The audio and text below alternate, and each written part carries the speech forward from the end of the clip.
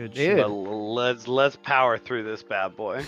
All right. All right, let's do it. Let's see. How about Do we got gold stars this year? Oh, that's a good idea. I mean, I have a few Yeah, ideas.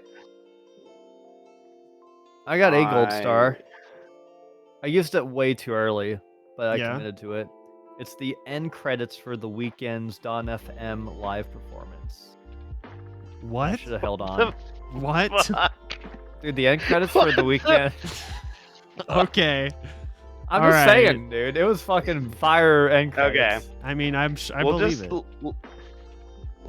it. let's just power through. Do you have a gold star, Nick?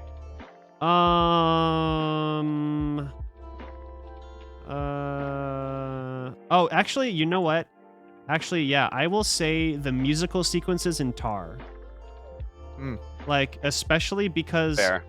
like that movie is so like wordy and dense, and you have to like focus so hard that when you do finally get to those musical sequences, it's like, well, just it appeals to my sensibilities, you know, like having worked with like musical theater and those big orchestra Yeah. productions, but like secondly, just the way that those musical sequences provide a reprieve from the rest of the movie is like such a beautiful balance to provide, like just in terms of editing. So yeah, I'd say probably that.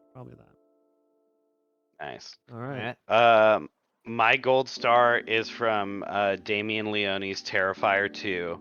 Oh. And there's a part where the main character is trying to buy angel wings in a Halloween costume shop, and Art the Clown is a horror icon that you should both get familiar with. Art the Clown is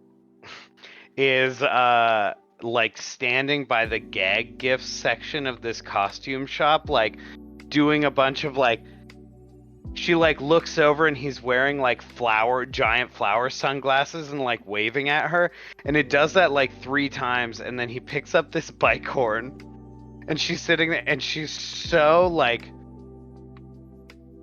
uncharacteristically terrified, and she's just like sitting there like trying to find her money for her like angel wings, and Art the Clown finds this bike horn and he like tiptoes over to her behind her and puts the bike horn like right next to her face, and it cuts to this close-up of her with like her eyes shut, and you see the bike horn just come into the side of frame, and she just so sincerely, so quietly goes, "Please don't."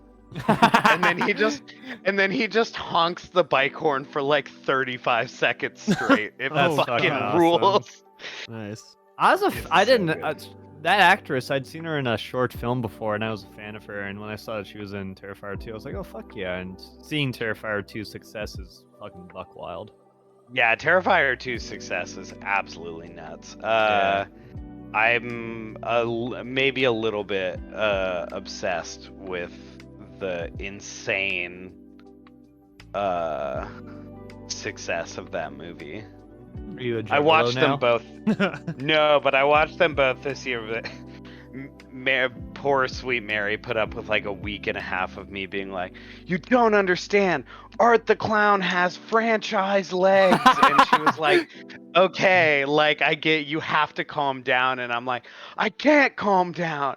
He's gonna be a national icon. There's gonna be 5 Terrifiers." I think they have 2 or 3 planned, or at least there was one Terrifier. There was one Art the Clown before Terrifier they have 1 and 2. already, yeah, they made Terrifier 1, and then Nick, I don't know if you know the story of this, but Terrifier 2, so basically this guy was like, I want to make this movie called Terrifier, and he crowdsourced it, and it, you know, he asked for like $30,000, I think, and he like just barely got it. Made this movie. It's like a cute slasher movie in like 2018, I think. Mhm. And he was like, I want to make another one. This time I want a little bit more money. I'm going to crowdfund again. And he crowdfunded for $50,000.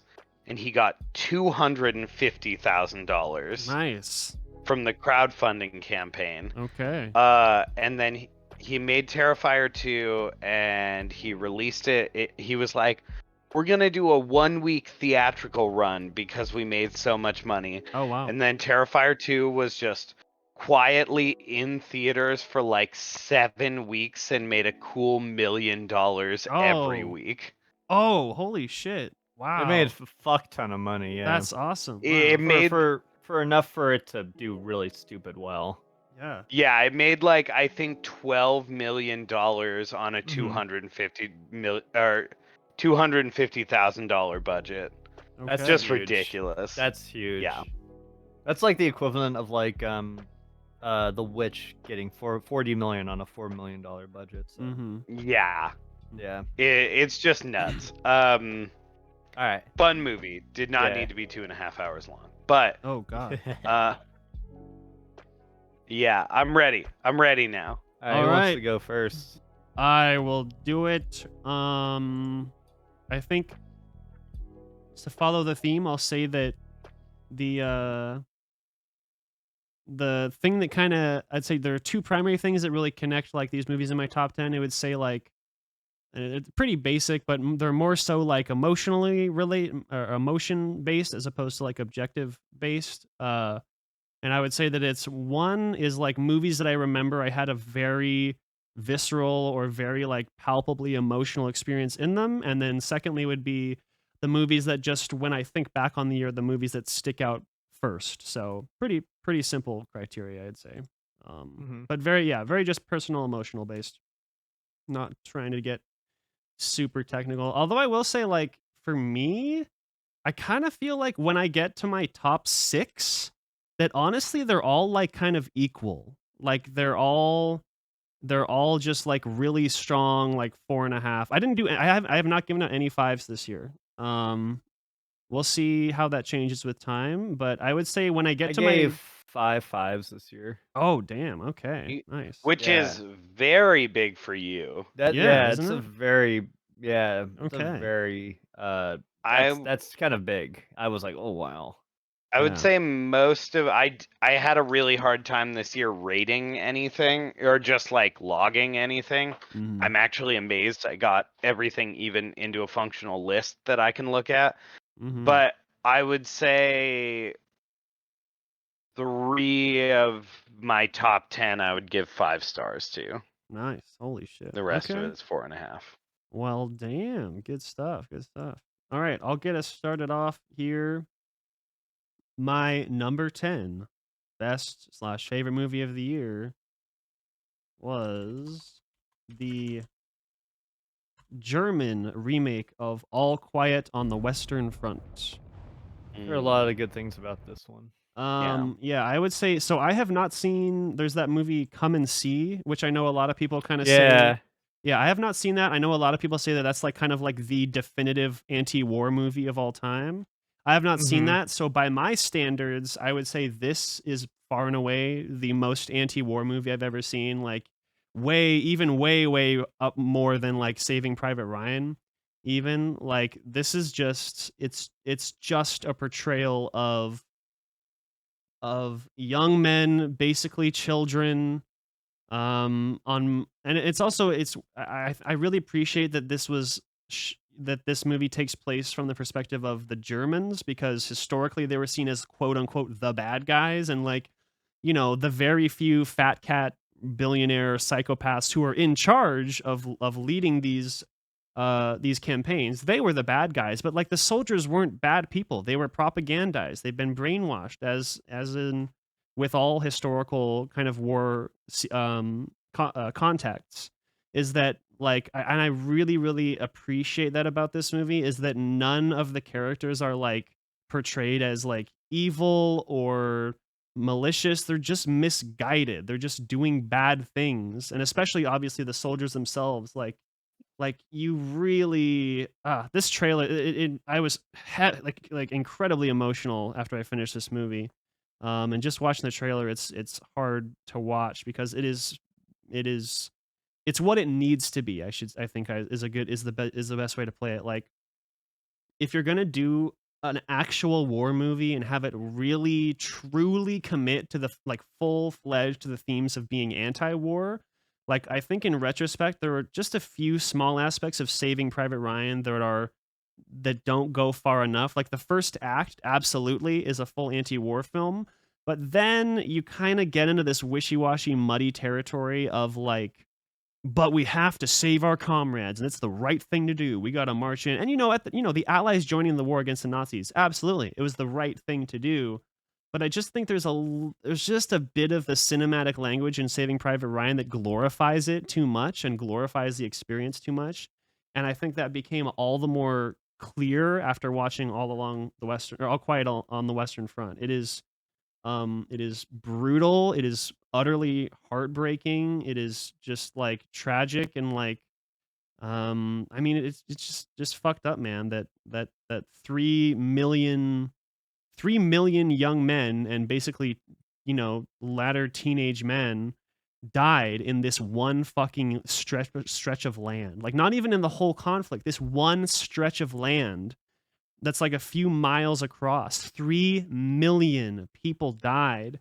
And I think this movie just does a beautiful job of capturing like the obvious aspects of it, but also just kind of the technical aspects of war, um, and how just the raw emotion that one would experience when faced with like these horrific events happening in front of you. So yeah, deeply powerful, beautifully made, and I'm really glad that this was a movie made, I think, in Germany. I don't know if it was in Germany, but it was made by German filmmakers with German actors and German storytellers. And the original novel is a retelling of World War One by an actual German who survived the experience. And I think that this movie needed to be that. It needed to be a German production. And also, just with everything going on right now with fucking Russia, I think this was a very timely movie, and I think this is one of those movies that, and it's very arrogant of me to say this, but I think if there was some way to put this movie in front of all of the people in Russia who are being forced to be sent to the front lines, you might have a lot more people who would, either turn and run or give up or turn on their officers and try to shut this shit down as quickly as they can. So it's a movie that I think can really like change hearts and minds, that type of thing. So yeah. Great stuff. All Quiet on the Western Front. I need to check it out. I've heard nothing but good things about it. I guess I'll go next. Just do the same rotation. Does that work? I like it. Cool. My number 10 favorite movie of the year was Triple R, coming out of left field. Oh yeah. Fucking swinging in last day. It's just so much fun. Yeah. Like it was like I was very hesitant to watch this 3-hour long Indian movie with like that I had seen like badly CG'd animals from. Yes. And I was like, yes. oh, I don't know about this. And then it's just so much goddamn fun. Mhm. Yeah. It just rocks. There's like a part halfway through where a guy like launches out of a truck filled with like exotic vicious animals, and they're all launching out of these cages, and he's like launching with them with like a torch in both hands, and I was just like, cool. Very cool. Yeah. Very into it. Absolutely. And like every 10 minutes some wild shit like that happens, and it's like the nice thing is it is that kind of like Bollywood adjacent like absurdity, but kind of done, I would say done well in a way that I don't feel like a lot of Bollywood movies do. But it certainly is that like same level of absurdity, but it has like a very effective heart behind the whole thing. I don't know. It's I'm sure there's a lot more people who've been a lot more eloquent about this movie and why it's great than me, but it is great, and everybody should watch it, even though it's 3 hours long. Yes. And it took me 20 minutes of that to figure out what the correct language to watch it in. Yeah. Oh, yeah. Dude, yeah, that I've been having a hard, like, so why I put it off for so long is because every time that it was playing in town with the correct language, I was always, like, busy with work or out of town. Same. And then the Yeah. version that's on Netflix isn't the correct language, is what I've been told. And I got triggered and I couldn't figure it out. So I was like, well, I guess I'll get around to this eventually. And then eventually never happened. And I'm like, well, I'll get around to it down the line now.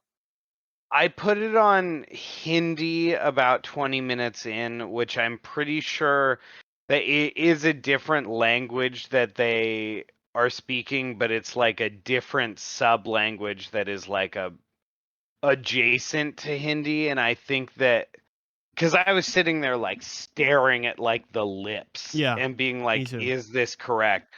And I think that the Hindi appeared to be the actual correct language, and they just like Netflix would not like Netflix is not specific enough to label it as the correct language, but I'm pretty sure if you click on Hindi on Netflix, it is the correct language that the movie was actually filmed in. Yeah, I believe that's what I did. I just let Netflix do its default thing for the English, and then I realized, oh no, this is definitely not right. So about Yeah. 20 or 25 minutes, and I changed to Hindi, and yeah, Well, and what's it seems like a lot of, or a lot of, if not all of it, was ADR'd.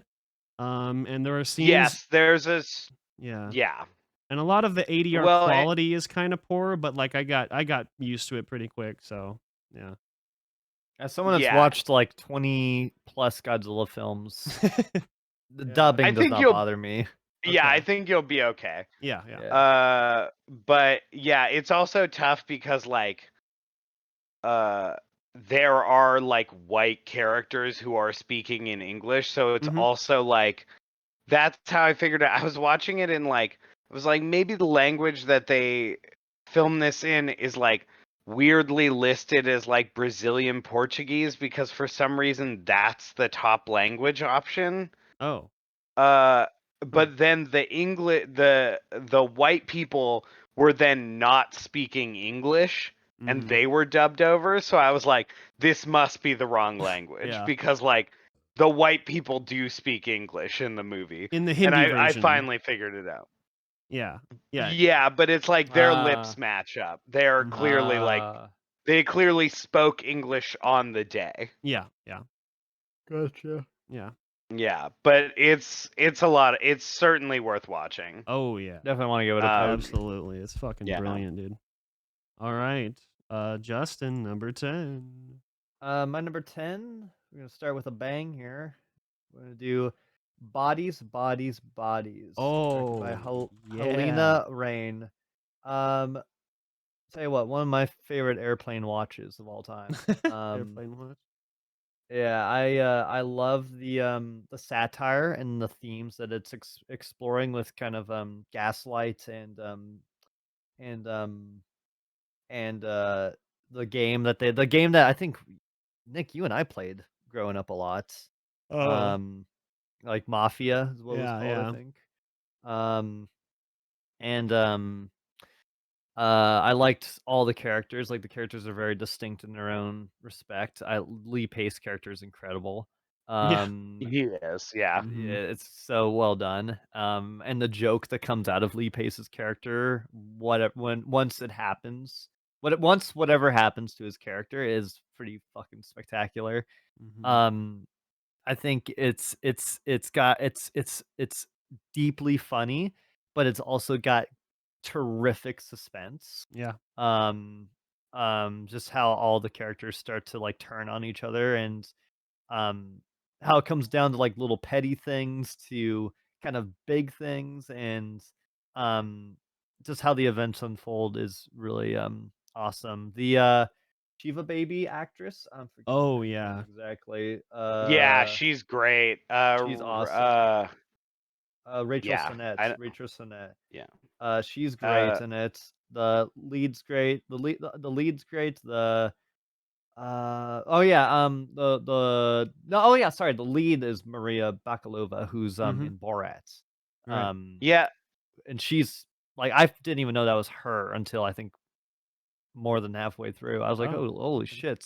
So it's like, for me, it's like she's got already great range as Yes. someone that jumps Yeah. from Borat to this, you know. Mhm. So And like the whole I go ahead, please. no, no, you're good.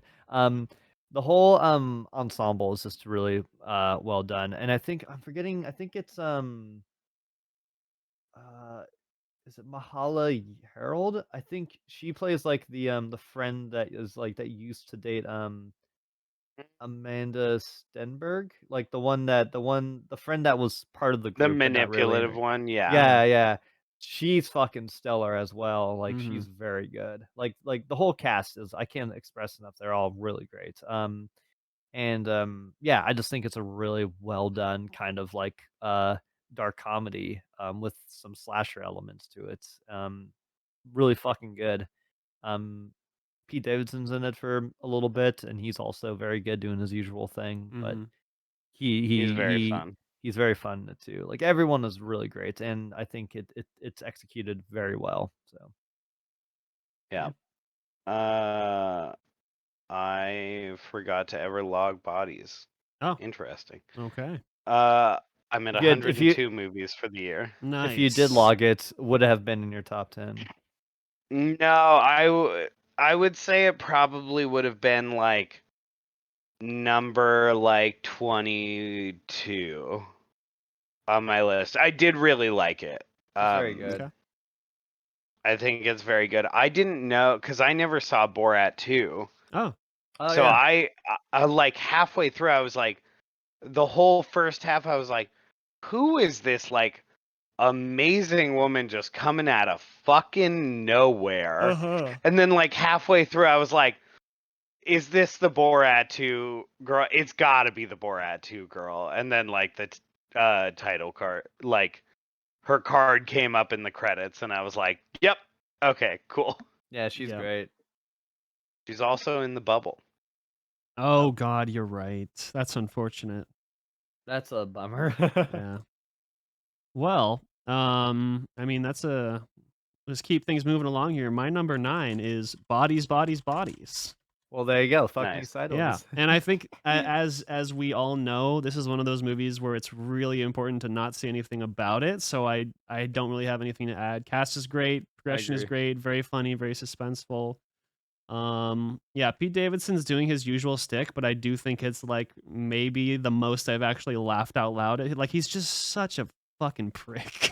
Like He's so good. Yeah. he's so hateable and he's just in such a like just I mean, those people who are just in a fucking terrible mood when they're like hanging out with friends and he captures that essence of like just someone being in a fucking awful mood when they're hanging out with their friends and they're supposed to having a great time. A lot of wonderful Yeah. commentary on privilege, but it's not heavy-handed. It doesn't overdo it. It's like just the right amount. And then, of course, this is a bit of a murder mystery movie for people who don't know. And I will say that when the resolution by the time the resolution came and the reveal came, I knew it was coming, but it was still like so satisfying and so well done. So yeah, Yeah. yeah, very wonderful movie all around. Very funny, very thoughtful, great characters.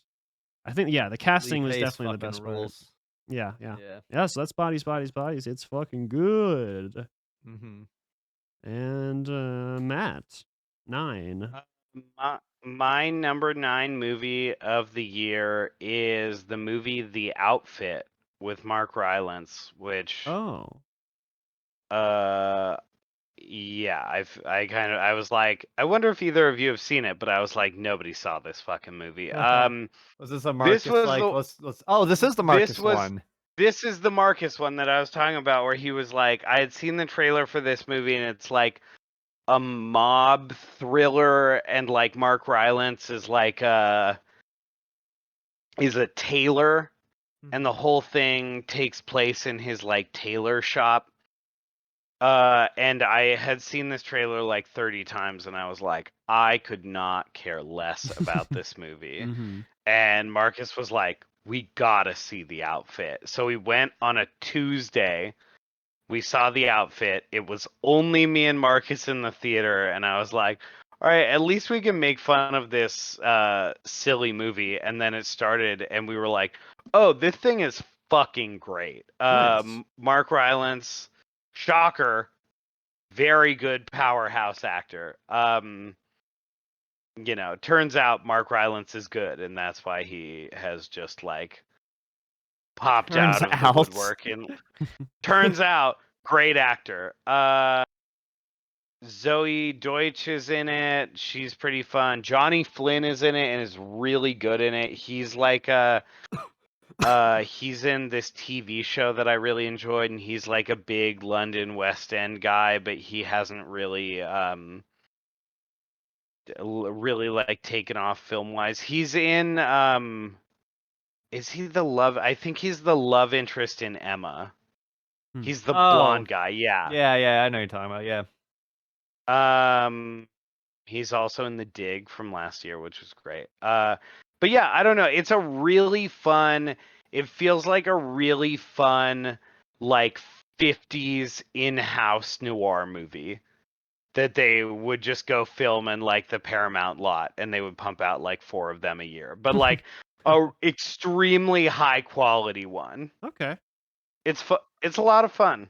Yeah, this is one that I downloaded like I think when like immediately when it came to VOD, and I just never put it on because I had other priorities. And again, like you said, the trailer does not do it justice. Like this trailer is pretty No. bland. What's funny is there's not another way you could do the trailer for it, because it's literally just like Yeah. a noir like mob movie that takes place fully in this tailor shop. They never leave the Oh. tailor shop. Oh wow. Okay.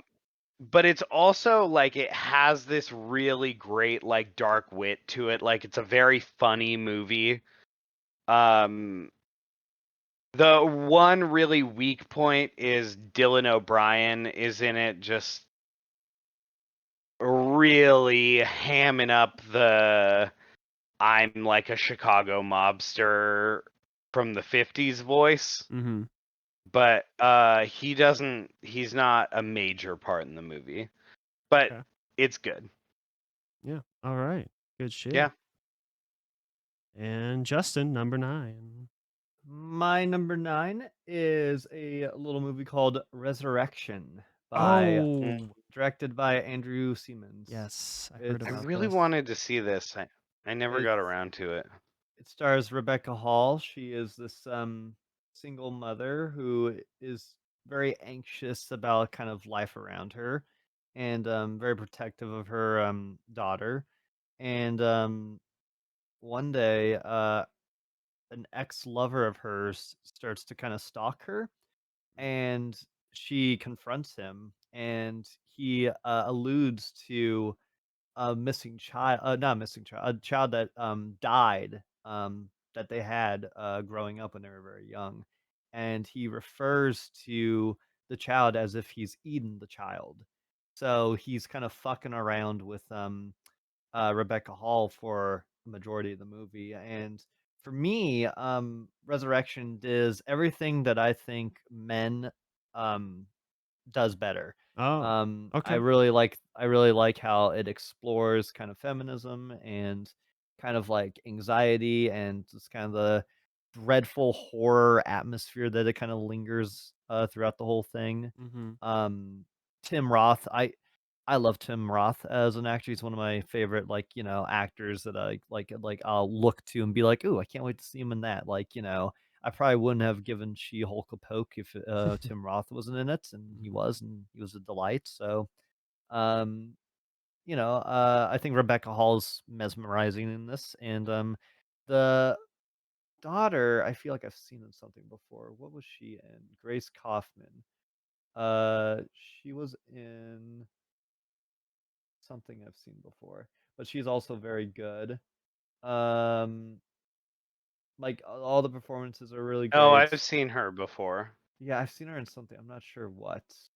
Nothing's coming up yet, but um, yeah, no, it's really good, really eerie. Great horror film that is very much so focused on its characters' kind of journey through um, you know, kind of trauma and it does a very good and elegant job in exploring that in a horror sense. Very suspenseful moments and kind of wild in love. It goes into some wild directions, which I really appreciated. Tim Roth's creepy as fuck, but yeah, Nice. Resurrection. Give it a spin. Okay. Yeah, that was another one I wanted to see specifically because I saw you gave it 5 stars. I think you did, right? 4.5. Okay. Yeah. It was close to 5. I kept debating it. Like my Damn. top 10, my top 10. Like if I think about it long and hard enough, they could be fives. Okay. Good Like shit. they're really fucking good. Yeah, Nice. really good year. Yeah. Okay, my number 8 was one of the, as far as I could tell, one of the movies that kind of broke the zeitgeist and kind of became, it kind of hit more like mainstream, not even like film people audiences compared to most best movies of the year, and that is gonna be Barbarian. Yeah, I'm also yeah. Yep. Go off, Nick. So I guess to start it somewhere that's maybe a bit more unique in the discussion is I think I'm sure you guys are aware of the director Zach Krieger, who was a member of Mhm. the sketch comedy group Whitest Kids You Know. And this is like his fucking first movie, and it's just fucking great. And I can definitely tie some inklings of that like weird, very specific sense of humor that they had to this, just like the sick sense of humor. Oh yeah. Um, Another movie, unfortunately, where you don't really want to say anything about it. So I Yeah. think, It's one you can't really say anything at all about. yeah, you really Yeah. can't say So much anything. happens. Yeah. I will say I though, do want to. yeah, no, go Oh, ahead. go ahead, Nick, Okay, please. I'll say that what I in retrospect is that there's some pretty strong, very basic but still very strong commentary on just like real estate.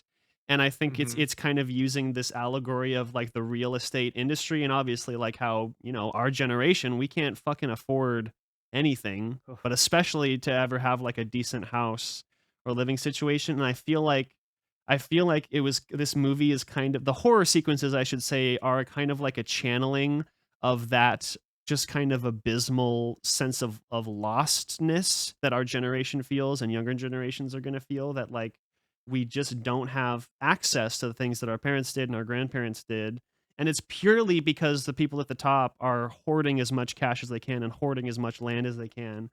And I mean, I feel like I can say this without ruining anything in context, but just the fucking scene where Justin Long is Yeah, yeah, using a yeah. measuring tape Yeah. is The Justin Long with the tape measure one of the rocks. funniest scenes of the year. It's God, he and Justin Long, it's so funny because when I think of all the movies I've seen him in, my first thought is, God, I really don't like him as an actor. He doesn't do a good job. But then my second thought is, no, wait, he does an amazing job. He He's just great. plays fucking assholes that are so He's real. He's He's a one of great actor he who plays a perfect piece of shit. Yeah, he's one of the best piece of shit actors in the world. So yeah, he's The great. I really love how the movie is kind of broken into 3 sections. You have the section with yeah. these 2 characters, then there's maybe time travel well, not time travel, time, go back in time element, and then we come Flashback. back, Yeah. and then there's Yeah. the Justin Long sequence. So yeah, just I really love Oh. the neatness of it. I would say this is one of the neatest, like in terms of like tidiness. This is one of the tidiest and tightest scripts of the year for sure. Just so efficient and effective. I will say for me, the way it ends, not quite. It kind of lost me a bit at the end, just a little bit. That kind of prevents it from being higher up my list. But yeah, great movie and universal appeal.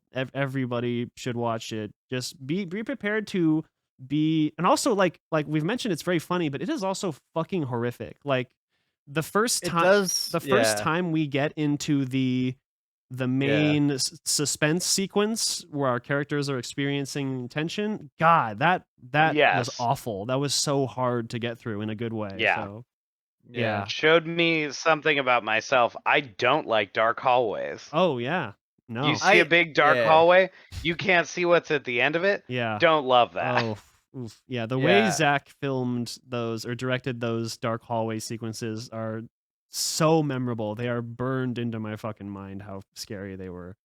I get used to one without I'm trying not to spoil anything, but like Yeah. I get used to one version of it, and then later on I'm like, oh god, there's yeah, it's just it's really good in Yeah. terms of like suspense and like primal fear. Like Mhm. I fucking yeah, I Yeah. hate dark hallways and it uses them. So Yeah. I have a point, but I'm saving it for a future instance in which we might end up talking about Barbarian again. Well, who knows? Who knows what could happen? Okay. Actually, BRB like 20 seconds. I'm just gonna get a protein bar. I'm fucking hungry. yes, sir. Yeah. Justin, you're like, had I seen Barbarian, it would be in my bottom 10 and And thus Lightyear would be removed out. from you. I like Barbarian. My problem with I know. Barbarian is that I think there's some logic with elements later on in the movie that I'm not crazy about. Um Mm. but I think in terms of suspense and horror and comedy, it's fucking masterful. Yeah. Yeah. Yeah.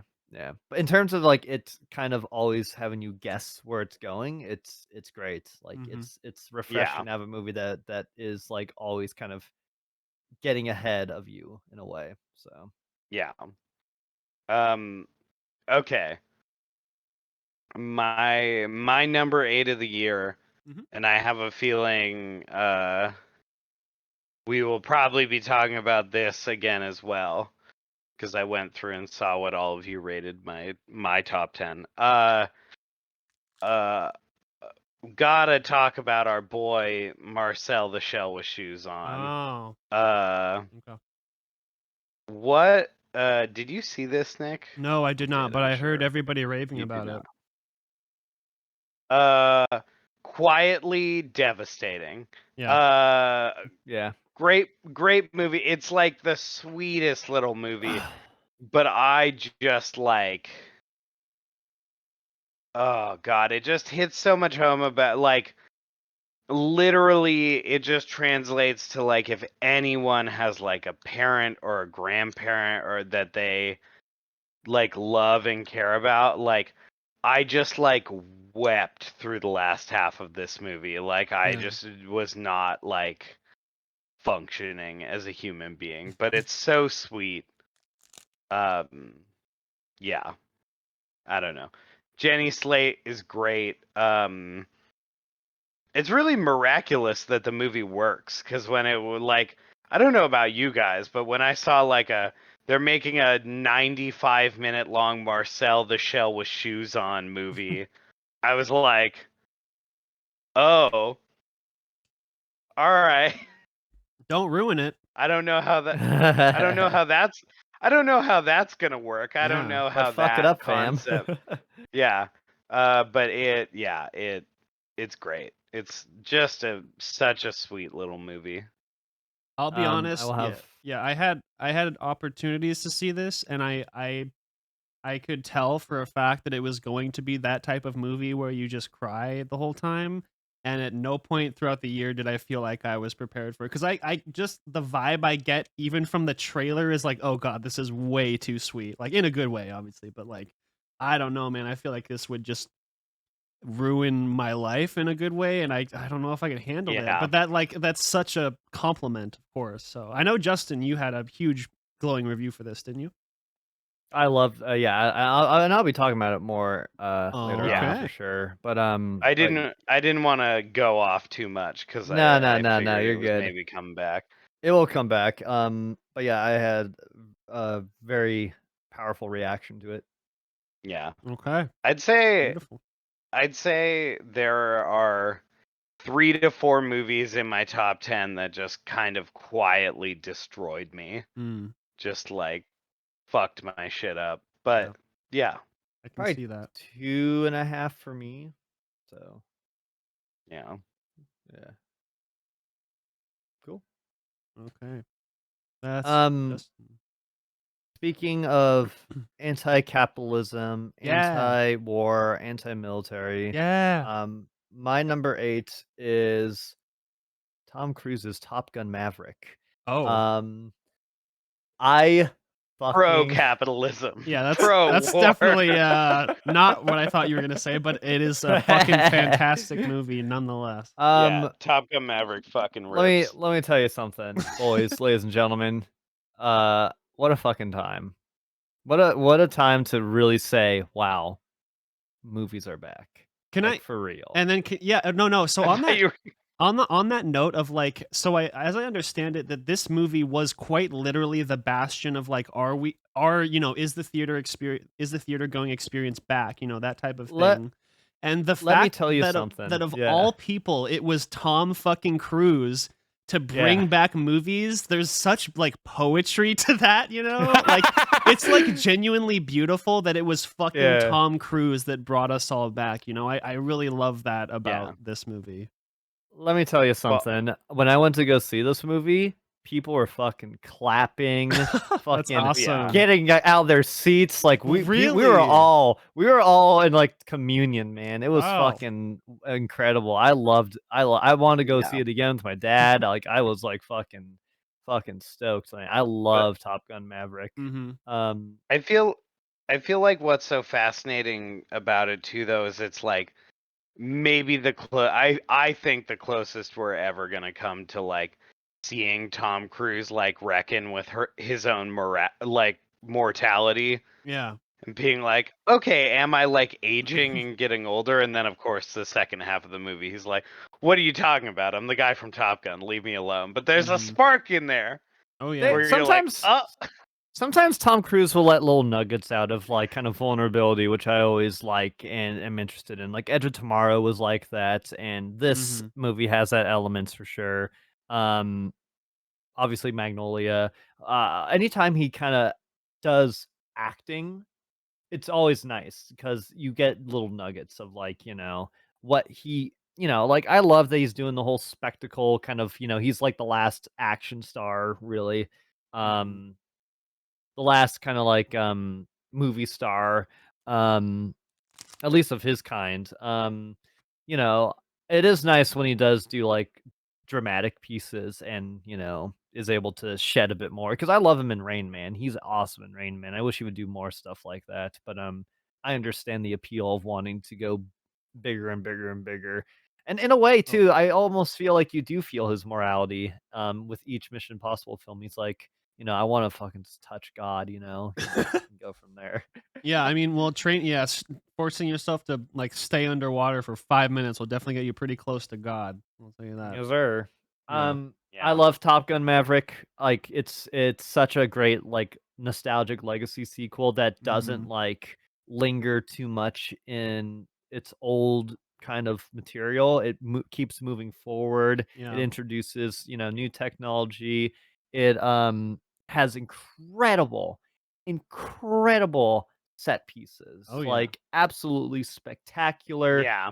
aerial dogfight set pieces and the way that they would film inside the Cub for the pilots is unmatched. Just so fucking Yeah. insane to watch. The ending with the unidentified country jets zooming around. Dude, the part where the fucking like enemy jet like stops all its engines and like falls back towards the plane and Miles Teller's like, Yeah. holy fuck, Miles Teller's like, what the fuck? yeah. That dude, it's just it's incredible filmmaking and thrilling to watch. And it's like, Yeah. it's a little actiony for that type of thing, but I also Nah. think it's such a good character arc as well Yeah, and yeah. relationship arc between Miles Teller and Tom Cruise. Like they have good Mhm. characters, such good, well-rounded characters. And I would say that goes for most of the characters too. I love what's her name? Jennifer. Jennifer Connelly. She's Oh fucking my great in that god, movie. Jennifer Connelly. Mhm. Yeah, I that movie fucking rules. I was so just like I fucking was like I was part of the crowd. I was like, "Yeah, let's go!" I was fucking loving it, man. Movies were back. I knew in that I took like I had my mask on, but then once fucking like, you know, fucking, they're all flying home at the end. I took my mask off and I fucking saluted the screen. COVID was Okay. done. You took your mask off, you saluted the screen, and you immediately went you and signed signed up up. for the Yeah. Navy. You immediately Oh, went no. to a Yeah. recruitment No, office. it's the They one had thing a you're guy not right supposed out to there. do. They had a guy right out there, and I was ready to go, dude. Oh no, that's Yeah, not Top good. Gun Maverick was the first instance of a pop-up recruiting office right Yeah, yeah. outside of the theater. Not Yeah, it was really, great. thankfully, but I love Top Gun Maverick. I was surprised yeah. how much Mhm. I loved it. So How about if there Movie is fucking rips. if there's ever an instance of to point to a moment where movies did return, if the theatrical movie going experience came back, it was definitely Top it Gun was? Yeah. Maverick. How Some about people point to Godzilla, Kong, Tenet. I'm like, it's no? 100% No Top way. Gun. Well, Yeah. it Yeah. certainly was not Godzilla versus Kong. Yeah, I don't remember any like cultural response to that movie. Reddit Which I piped up love about it, it. but yeah. Reddit No, piped no, up no. a little bit about It's it. a Yeah. great. I'm not defending. I'm just saying. I'm not saying I think it had a cultural response, but like I had to watch Godzilla versus Kong and Tenet at a fucking drive-in because I could not go to a Oh, normal movie theater right. yet. Like, Yeah. I think Yeah. maybe it's because Godzilla vs Kong was like the first movie to be I think so. back in the. I don't want to say it's back in theaters, but like I want to say it was like the first mainstream theatrical movie back in theaters. I might be Yeah. wrong on that too, but who knows? Also, Nick, me and Justin got lunch last week, and Justin showed up wearing a Godzilla hoodie, and I Uh-huh. showed up wearing a canvas jacket with a King Kong print on the back of it. just by planned. coincidence. Yeah, not planned. Oh, that's yeah, fucking and then incredible. the whole lunch, It's pretty the good. waiter kept going, "Let them fight," and we were like, "Can we get our food?" We should have got a picture of us back to back. It was very dope. We should have. Also, shouts out in Top Gun Maverick to that fucking Val Kilmer scene. Like, holy shit, dude. Very yeah. good. Very Like, well done. So respectful, so just everything about it was so like Yeah. wonderful and sweet and respectful to this to his, conditions. So yeah, it was really great. And Tom Cruise was adamant about it too. Oh, that's wanted good. to get that in Yeah. there. So That's yeah, good. I was very happy. It's a very good scene. It's a very good Mhm. scene. Yeah, Okay, it is. keep on pushing through. All right.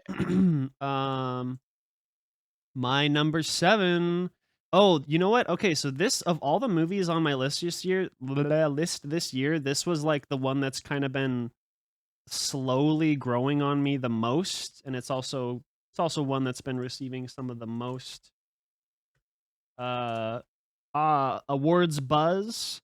And at first when I completed it, I was like, yeah, that was good, but with time, especially just the emotion of it and the messaging of it has really affected me in a pretty profound way, and that is Banshees Whale. of Inisherin.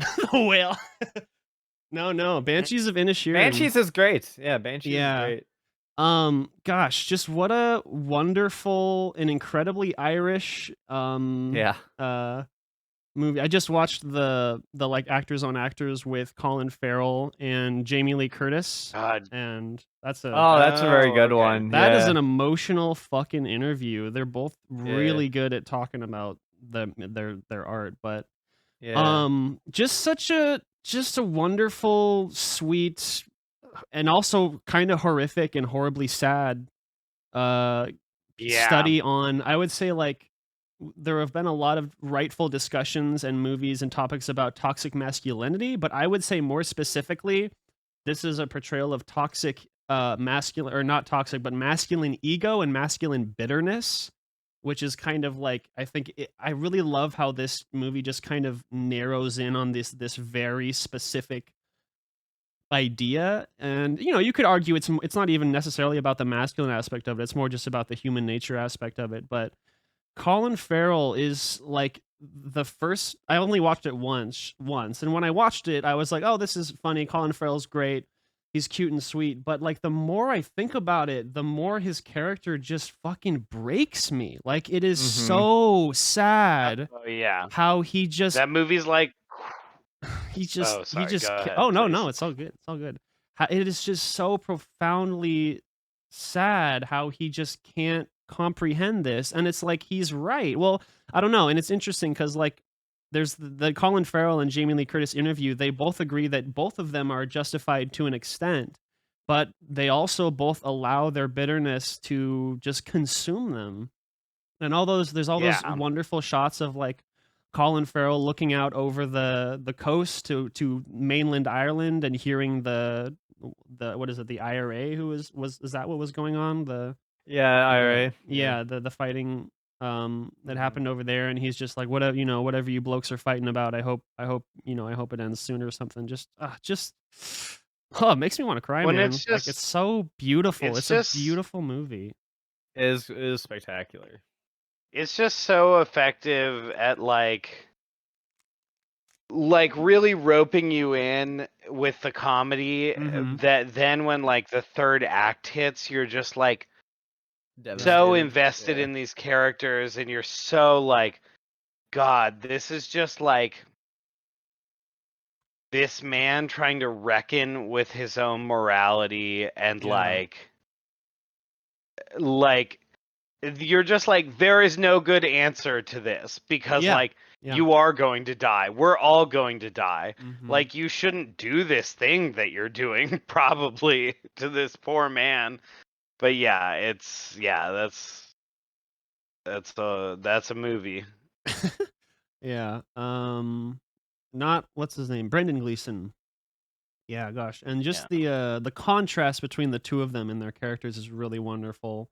I the absurdity of I won't I can't, I don't want to spoil it, but Brendan Gleeson, what he does to himself physically has like Yeah. it's simultaneously fucking hilarious, and but then the more he commits to it, it's like it Oh, it's really it's loses heartbreaking. Yeah. it loses its comedy Yeah. pretty quickly. And Oh God. and I mean, yeah, I think That you put it really well, Matt, that like it lures you in with the comedy, and it like every single aspect of the filmmaking does that. It's luring you in with the comedy and getting you attached. But then it's really talking about just something that's just really real, and also like not really just spoken about. Is just how, I don't know, how egos and bitterness can overwhelm people, and friendships can dissolve for stupid reasons, and also, just thinking about what's important in life, and trying to figure that shit out. And just where the movie ends and leaves them is so um awful. Yeah. It is quite an ending. So yeah, just this was my biggest like grower movie of the year by far. Like, just slowly, every week that I thought about it that went by, I liked it more and more and more. So yeah, that's the Banshees. It's a grower, Yeah. not a shower. Yeah, mm. that's right. Okay, I think All right, my number 6. Are we at number 7. No, Were you number at 7? 7. Yeah. My number 7 of the year is The Banshees of Inisherin. Oh, hell yeah. Nice, dude. I'm not gonna go into a whole thing because Yeah. you were very comprehensive, Nick. I want to talk about one scene in Okay. particular, Mhm. and it's the scene where he shows that it's like they're talking for like the first time in a long time, where like Colin Farrell busts into his house, Yeah. and there's just that moment where he's like, "Did you finish your song?" And Brendan Gleeson's like, "I finished it," and is basically like, "The first thing that I thought about was how I wanted you to hear it, but I realized that that wasn't possible. Yeah. And then I thought that I would play it at your funeral," and it's like the most devastating. I'm like, Yeah, it's but I'm like, awful. God. I'm just like, I'm gonna think about that scene like once a week for like, it's just so, it's such a good scene. The whole movie's great. I But forgot that's about that funeral line. God, that's a good one. Fuck. God, it's just devastating. But Yeah. I'm moving it along. That's it. Banshees of Inisherin. That's all I had to say. Dropping it. Moving on. Hell yeah, sounds good. Alright. Justin. My number 7 is a little movie called Tar. Directed by Todd Oh. Fields. Yeah. Powered by Lydia Tarr. Yeah. Great character study, epic. on a world-renowned composer that makes you really feel that she's a real person and character, with like the first 15 minutes being like a New York kind of interview, and they're Yeah. going over her accolade. It's a very well done exposition because Mhm. it feels like, this interviewer is talking to a real person, and Yeah, it Kate feels like a Blanchett, real biopic. yeah, it does. Like you almost like, yeah, you Mm. believe for a period of time that um this is a real person. This is like really happening and whatnot. Mhm. And um yeah, no, I thought Kate Blanchett turns in a career best performance. Yeah. I think she's spectacular in it. Um gosh, there's a lot of long and fantastic scenes. One of them being her at a Juilliard class, talking to some students, and the importance of art, and whether that art holds any relevance if the artists themselves have gone through some unfavorable moments in their life and moves that they have done towards a certain group of people, or towards any one person in particular. And so there's interesting debates in terms of cancel culture that is Mhm. discussed throughout the film, and the kind of like the balance and holding on to power, and the relevance of art and the importance of art. And I think Kate Blanchett's navigation and control on all of that is very interesting to watch, especially how she kind of breaks down as this looming kind of dread hangs over her from her past. And yeah, it's a remarkable um epic character piece, and has a very strange ending. Great That ending. I It's a love it. great ending. It's a great ending. I was just it completely threw me off. And also kind of speaks to the idea of, are you doing like I'll put it this way: the menu, this movie does a better job than what the menu tries to get across in terms of, like, someone's passion Mm. for something that they've worked hard towards, versus kind of what they Yeah. end up kind of putting out there. Right. Um and it dictate and the ending, I think, dictates the idea of like what is a passion for someone? Is it going to be something as prestigious as, you know, creating a musical piece for a a very well off audience, or could it be something a lot more niche? Mhm. And then, just kind of rediscovering yourself in a way too, or just escaping into your own uh safe havens, like, like the world around you is collapsing because you're an awful, terrible person, but your passion and what you love still remains. And Yeah. I think that's an interesting and kind of complicated thought to have, like, what happens like after cancel culture towards a particular person, and how does one grapple with that in regards to something that they're passionate about too. I don't know. The movie has a lot of thought that I think leaves for a long range of creative discussion. But at the end of the day, I think it's definitely a very unique film in its own rights. And yeah, Tar's fucking banger. Oh, yeah, it is. Yeah, that ending is Uh, something. that ending is really something. It's really good. Justin, uh, Yeah, Marcus and my Mary. girl, my girlfriend just saw your wife go into a My new my leaf. wife Yeah, just saw your girlfriend with Marcus at a screening. yeah. What screening are they at I again? They're at the screening of A New Leaf Oh at yeah, yeah, yeah. yeah, I foolishly bought tickets and then uh forgot that I bought them. I foolishly So, scheduled a 24-hour knowing that I had a movie podcast the next day too. right. So we're Nice. just Yeah, gaming. no. We're all gaming. Yeah. No, Tar's Lydia Tarr is real and she's a wild character. She's something. Lydia Tarr is real and I can't wait for her to win her Oscar. This is, by the way, the Kate Blanchett has ceased to exist. There's now only Lydia Just Tarr. Lydia Tarr. Sounds about right to me. Or Linda Tarr. Oh, yeah, That's right. that's right. All right, Nick, what do you got? Okay, number 6. So I just want to reiterate that, like, really for me, my top 6, like, I would really honestly like, and I wouldn't say this about previous years, but my top 6, they're really all just like equal in like I've been fucking flipping around my top 6 as we've been talking, and I guess it doesn't really matter. So I don't know. Just take all Oh, of that with interesting.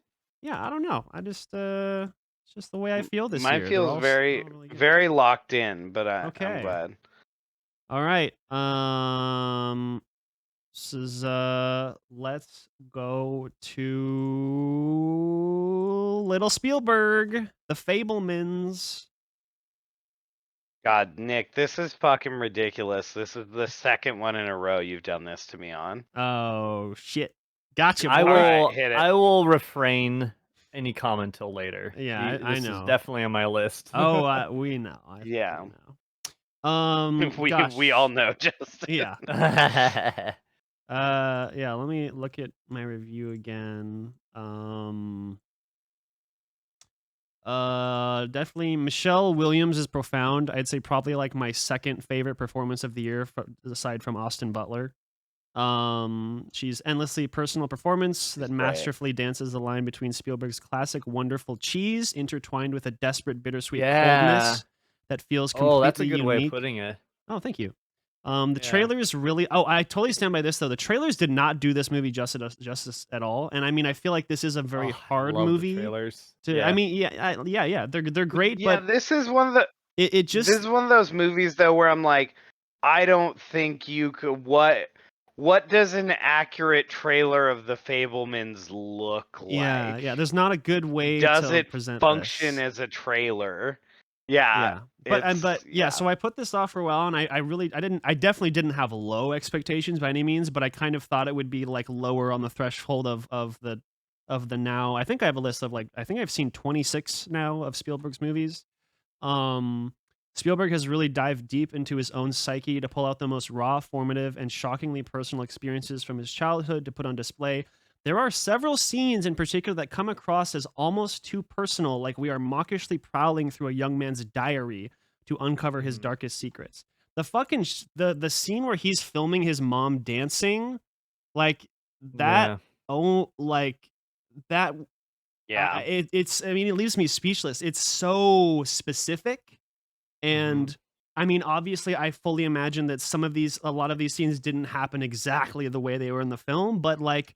Right. The ultra specificity of a lot of the cinematography in particular, like the way he films his mom dancing, and like the way, you know, his relatives are commenting, like, you know, you can see through her dress, and it's like, no, it's okay. Like it's all like dialogue that really feels like it's from memory, and that it's not, because it's not useful dialogue at all. It's just being in the moment. And like, I think this happens early in the movie where his grandmother or grandfather dies, and he hyper focuses in on the heartbeat on the throat. Grandmother, yeah. And like that, right? Like that is just a perfect example of, I think, everything this movie is trying to say. It's just that one moment, in how you know, I mean, obviously it's true for so many filmmakers all over the world, but like the fact that his specific eye and the way he captures things is so just rooted in who he is. And like, I mean, you don't have to, like,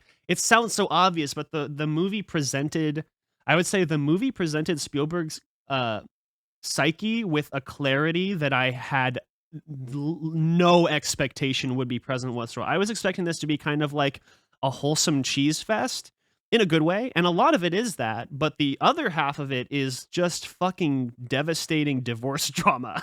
like like truly devastating. I mean, there's this moment Yeah. in the trailer that I think is gonna pop up soon where what's his name? Judd Hirsch?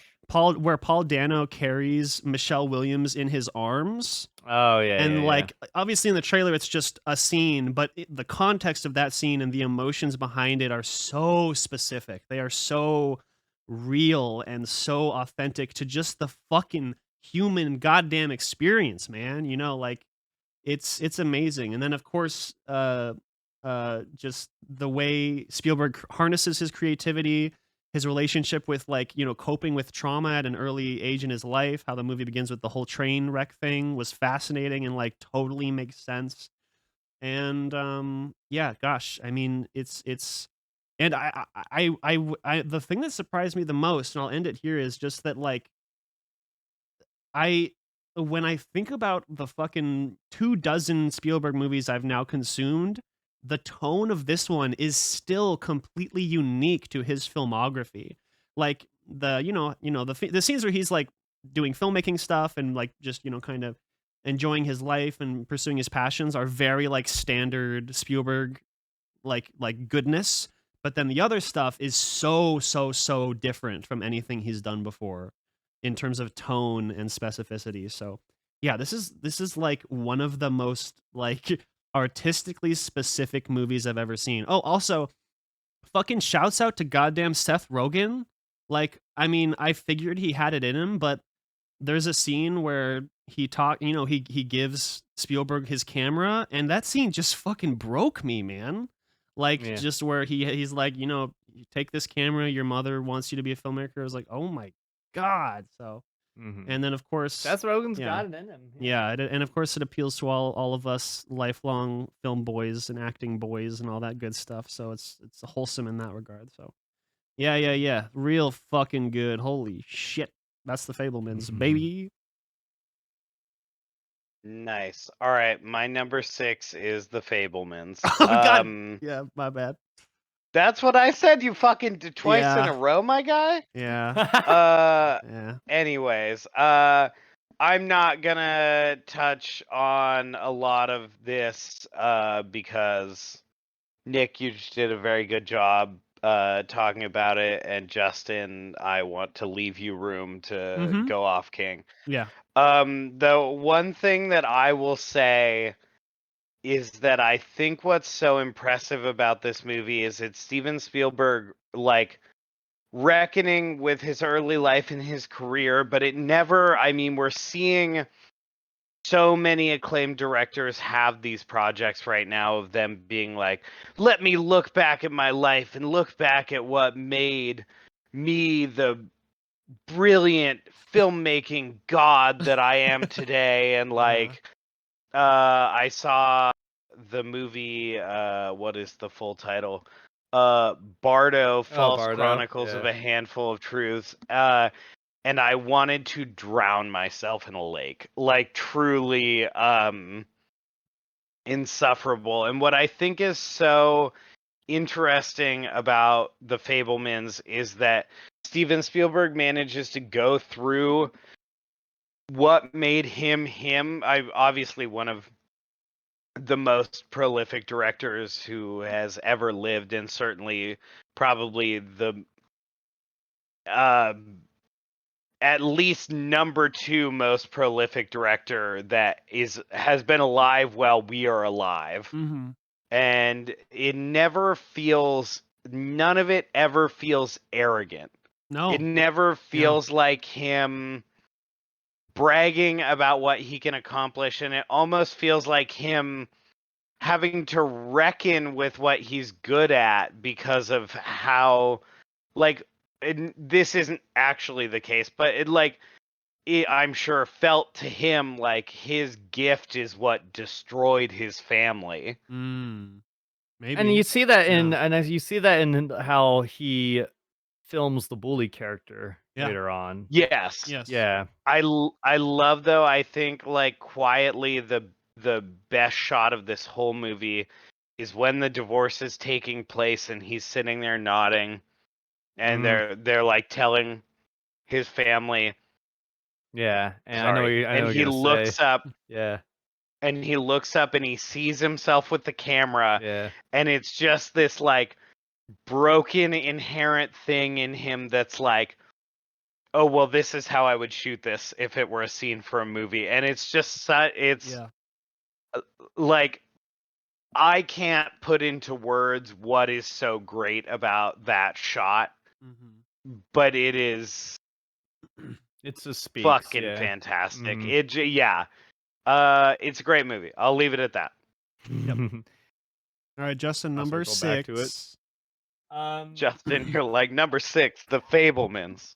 Oh no, not yet. A movie just like it is The Batman Oh yeah. Hell by yeah. Matt Reeves.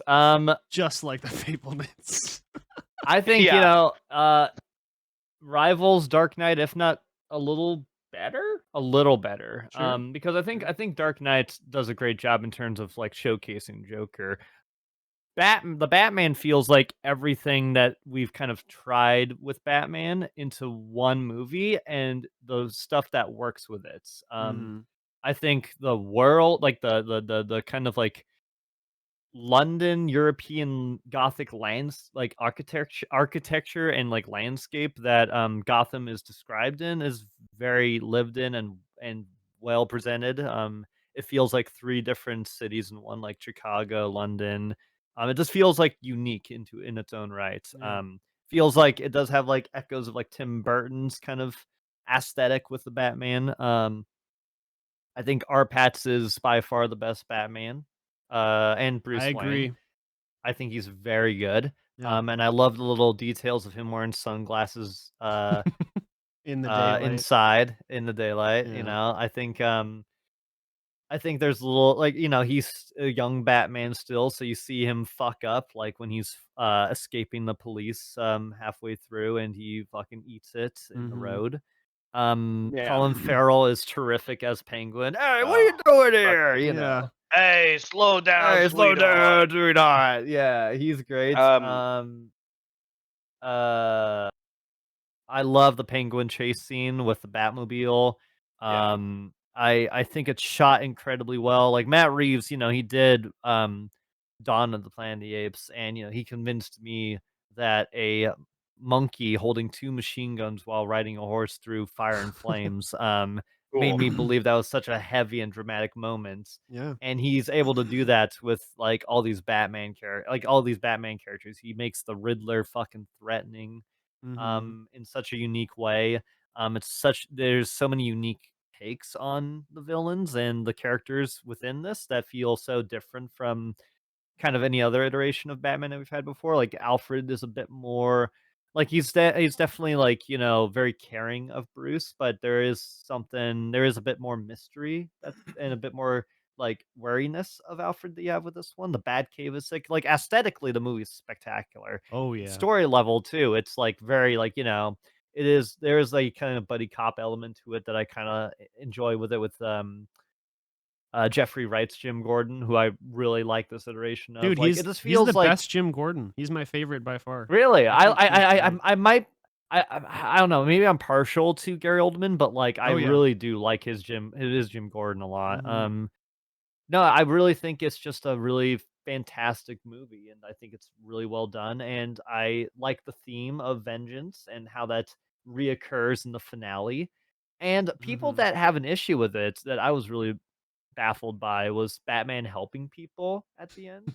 And I'm like, isn't that the whole point of a superhero? Like, Yeah. people didn't like that, and I'm like, listen, Yeah. it's at the end of the day, I hear like people tend to forget that these superhero films are about like people helping superheroes helping people. It's not about like only the spectacle of it all. So I appreciated that Matt Reeves leaned into that and wasn't afraid to have Batman in the daylight and be surrounded by people. Mhm. And I think it's like it does a lot of refreshing things for a franchise that's kind of rebooted itself several times over. So yeah, the Batman fucking rips. Can't wait for the Batman My 2. Yeah, it my fucking thing I does. my thing I really like about the Batman is that it's not afraid to let Batman look like an absolute fucking moron sometimes. Yeah. Yeah. Like just the scene of him and Jim Gordon like typing to the Riddler underneath the bridge, and they're like, the Riddler's like, "Did you figure out my riddle?" And they're like, "A pigeon," essentially with a question mark, and then Riddler's just like, "Interesting. Goodbye." And they're like, "Wait, what? No, fuck." It's so good. Dude, I love the incel energy from Paul Dano's Riddler too. Like, hey guys, Oh how you yeah. doing? Yeah, like the little cult. Like, Hmm. dude, the ending is so good. I love the Well, ending. Oh yeah. The use of Paul I am Dano vengeance at the end is fucking awesome. Paul Dano simultaneously in 1 year had the most contained, delicate performance of his entire career, and also just went absolutely fucking feral. Yeah. Yeah, He's the so dude's wild. nuts. I love Yeah. it. Uh, When you can have two movies Beautiful. like that in a year, you're doing a good job then. All right. That's all I Okay. got. I think that's me then. What, top fives? Here we go. Oh yeah. All right, let's bring it back. Another repeat, and I'm not even kidding. Like the past like 5 minutes, I've shuffled around my top five like fucking like 5 times. So like they're all the same. But anyway, I swear to fucking God, Nick, if you hit me a third time, I don't think you will, but I I mean, But he swear to might. God if you do. we'll I see. don't think you will because I looked at what you rated my number 5. But we'll find Okay. out. My number five. Let's just say it is Tar, baby.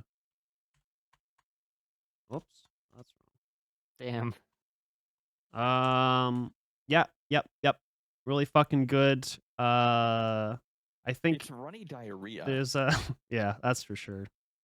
Definitely really wonderful contemplations on. Well, I would say like of all the movies I've read a lot of reviews on, this this movie has more people like picking apart what it's about than like any other movie, but like in a good way. I think like all of the or not criticisms, but all of the reviews are correct. Like it is about so many things. Like Mm-hmm. that ending scene, the very final ending scene. I mean, it's saying you could argue it's about obviously like one person who's lost their power, who's been put into this new position. How do they and we're as an audience, as the audience, we are wondering like how does this person comprehend what they've been through? How do they feel about where they are now? Do they feel like they are lesser now? Probably. Will they get used to it? Probably. But then there's also like just it takes place, that ending scene takes place in Thailand, right? I think.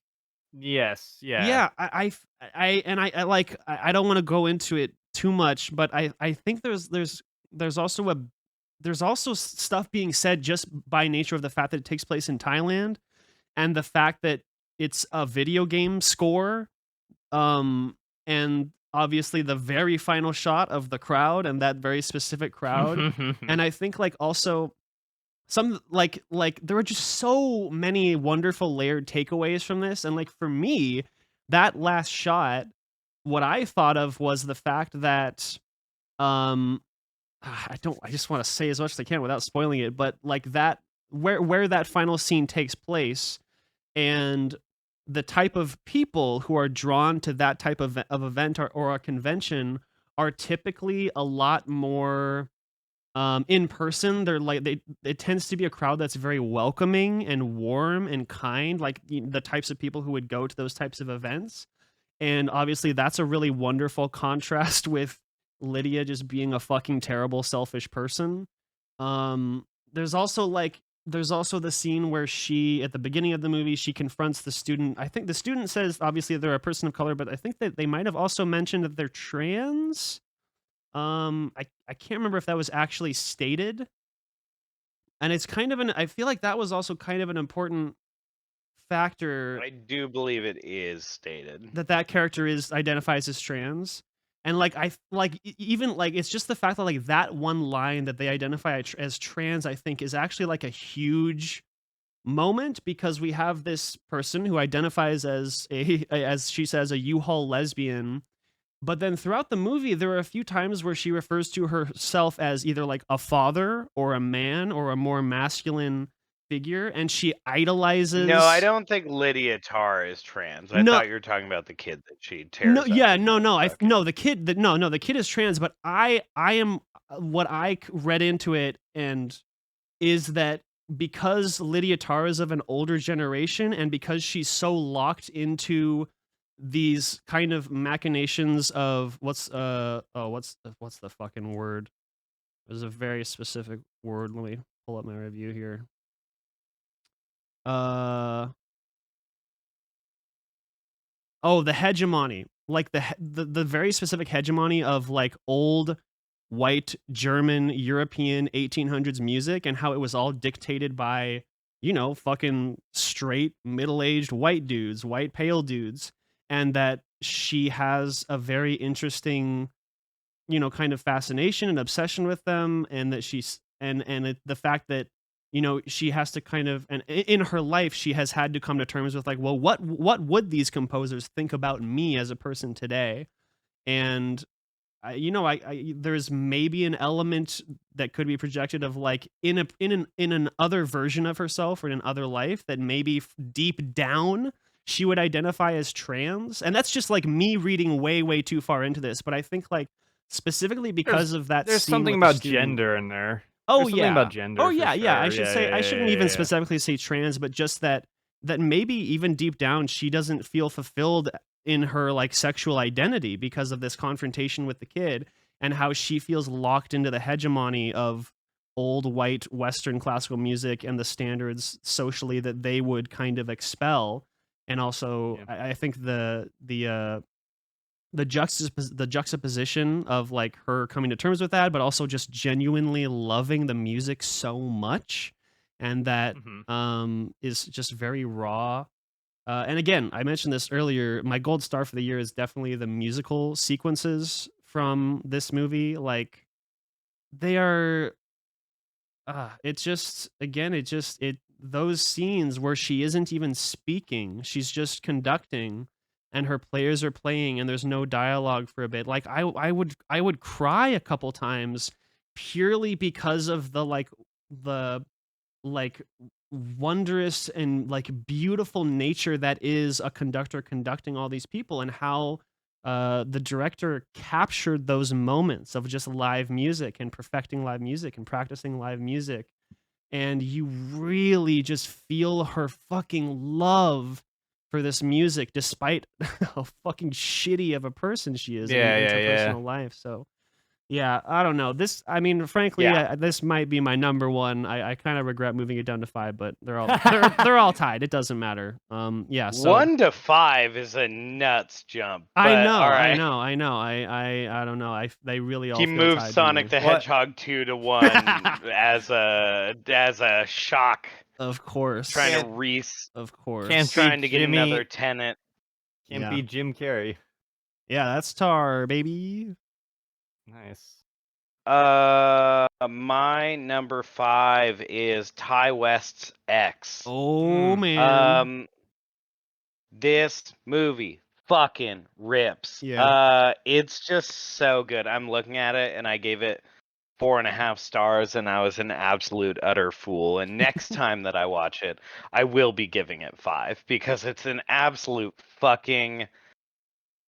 It is just a masterclass in fucking grimy atmospheric slasher. It's so fucking good. Mia Goth is a powerhouse. She's a powerhouse in Pearl too, which is a movie that I think is good, but I liked less. But she's so good in this, playing both roles. I mean, she's so good as Old Pearl. The prosthetics are fucking nuts, and I'm so into them. I just love how unabashedly grotesquely horny this movie is. Like, it's not like there's a lot of movies that I've talked about this year with friends of mine. Hollow Man is a great example of them, if either of you have seen. Yeah, I've seen Hollow Man. Yeah, where I'm like, the that movie's aggressively horny. it's aggressively horny, but it's not sexual. Mm-hmm. Like, it's not like a sexual movie. It's just so fucking like Yeah. gross horny. Yeah. And X is so gross horny. There's that one scene in particular that I'm not gonna go into, but just the scene with Mia Goth under the bed is like it's just so fucking good. The cast is fucking stacked. The guy who plays the producer, the like Matthew McConaughey knockoff guy who plays the producer, is so fucking good. Maybe it's Owen Campbell. No, that's RJ. It's just like everybody is just coming in, fucking giving it their all. It's great. It's a great movie. Yep. This was this was one of my movies that I was bouncing in and out of my top 10 constantly, like just constantly bouncing. It did not make it, but yeah, really, really fucking good. A lot of fun. Solid. A lot of fun for sure, like which was needed. Yeah. My number 5 Mhm. is Marcel the Shell Oh, with yeah. shoes yeah. on. I mean, so I saw this at a formerly known prestigious film festival that Mhm. hires bad Nice. leadership Oh. and doesn't Oh, value the right. doesn't value employees that put their heart and soul That's into right. their work. But that's where I saw it at. And it's fucking spectacular, like little sweet funny. um and I hesitate to call it an animated film because it's not, but it does have like a It lot of. yeah. It's yeah, I don't know. It does feel really bizarre to me that it's like I yeah. think it's good because it like has a chance of getting some sort of awards buzz, but classifying it as an animated movie is It's just bizarre kind of a to me. stretch. Yeah, it's Mm. definitely a stretch. Like stop motion animation is definitely a tool that is used in this quite frequently, but it is like I don't know, it's a little dicey, but I do love Yeah. everything about it. I mean, you guys pretty much touched on it well enough, but the one thing I can add to it is like, it definitely struck me on a very personal and emotional level in terms of like my relationships with my grandma, and it just felt very much so kind of like nostalgic for me in that respect and very similar in that respect. So in terms of the characters and the relationships in the film and kind of where Marcel goes and kind of his journey in terms of what he's trying to find in his little shell life. And um I found myself like weeping at times, like just breaking down, just like being so moved by it. It's a very like remarkable, funny, and thoughtful film, and I just adore it. And am surprised, and maybe not that surprised that it turned into a movie because it does feel like the world that Marcel lives in is very much so unique from Marcel's perspective. So I could see a whole True. series or movie work with this character, and I think the inclusion of the grandma character and kind of where that journey goes is breathtaking. And Isabel Rossellini, who does voice the grandma, It's great. is great. So Yeah. yeah, I can't say enough Yeah. about good things about Marcel the Shell's shoes on. So Yeah. And it's great because he's a little stinker. he is a little stinker.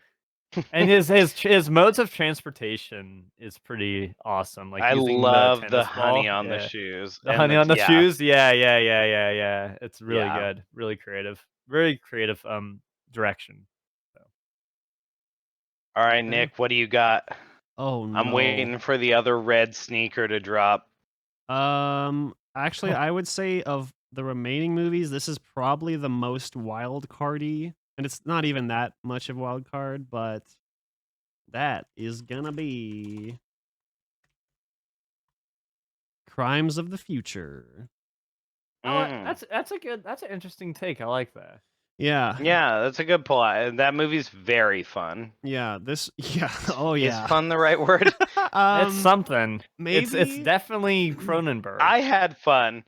Yeah, like so, and I will say, like prior to this stream, this was actually sitting at my number one all year. So like again, I really feel Damn. like my top 6 are pretty much tied. I can't decide between them, but I was genuinely laughing my ass off for this entire movie because just the visceral nature of the absurdity of it and how hard David Cronenberg commits to it, like in a good way, it just made me laugh. Probably mostly in a discomforted way, but I mean, it's also just so fucking inspired, man, in a way that only he can do. Um, Wonderful performances all around, especially Kristen Stewart with her Oh my like god, just she's Oh so my good. god, the she like rocks in that movie. like the mousiest, most timid, Oh yeah. overly nervous but hyper horny like It's so character good. I've seen in years, and it's just like He's great. I don't even really know how to talk about this movie.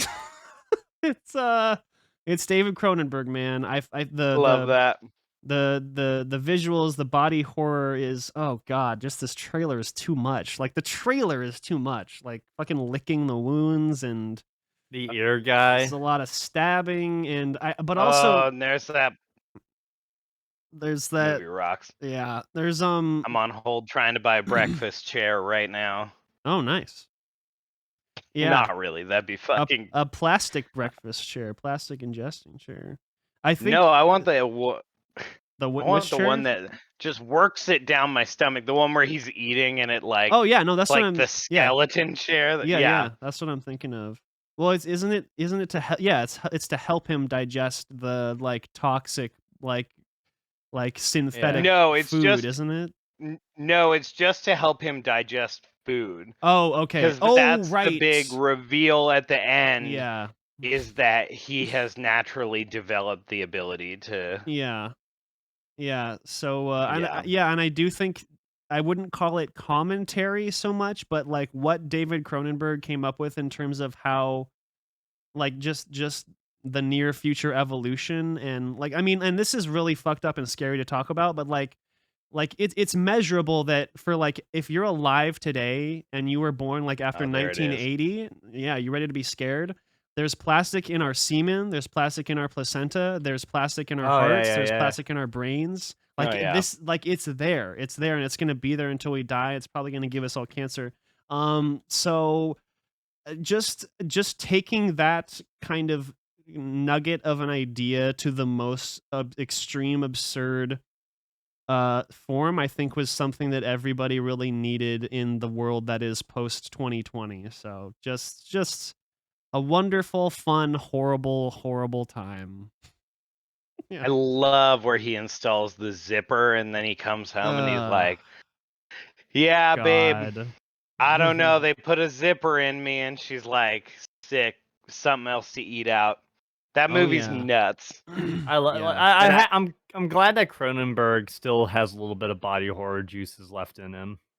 And I love where Kristen Stewart's trying to make something happen, and he stops her very earnestly and is like, "I'm not so good at the old sex." Yeah. And yeah. And he And also then So him crouching in the shadows in like his Jedi robes is the funniest shit on earth. Yeah, it's like hobo Jedi. Dude, it's so in the good. corner, like. With like he's got like a whole kind of ninja Jedi look going on when Yeah. he's out and about. It's awesome. Yeah, So it's fun. it's just so silly. And I like love it.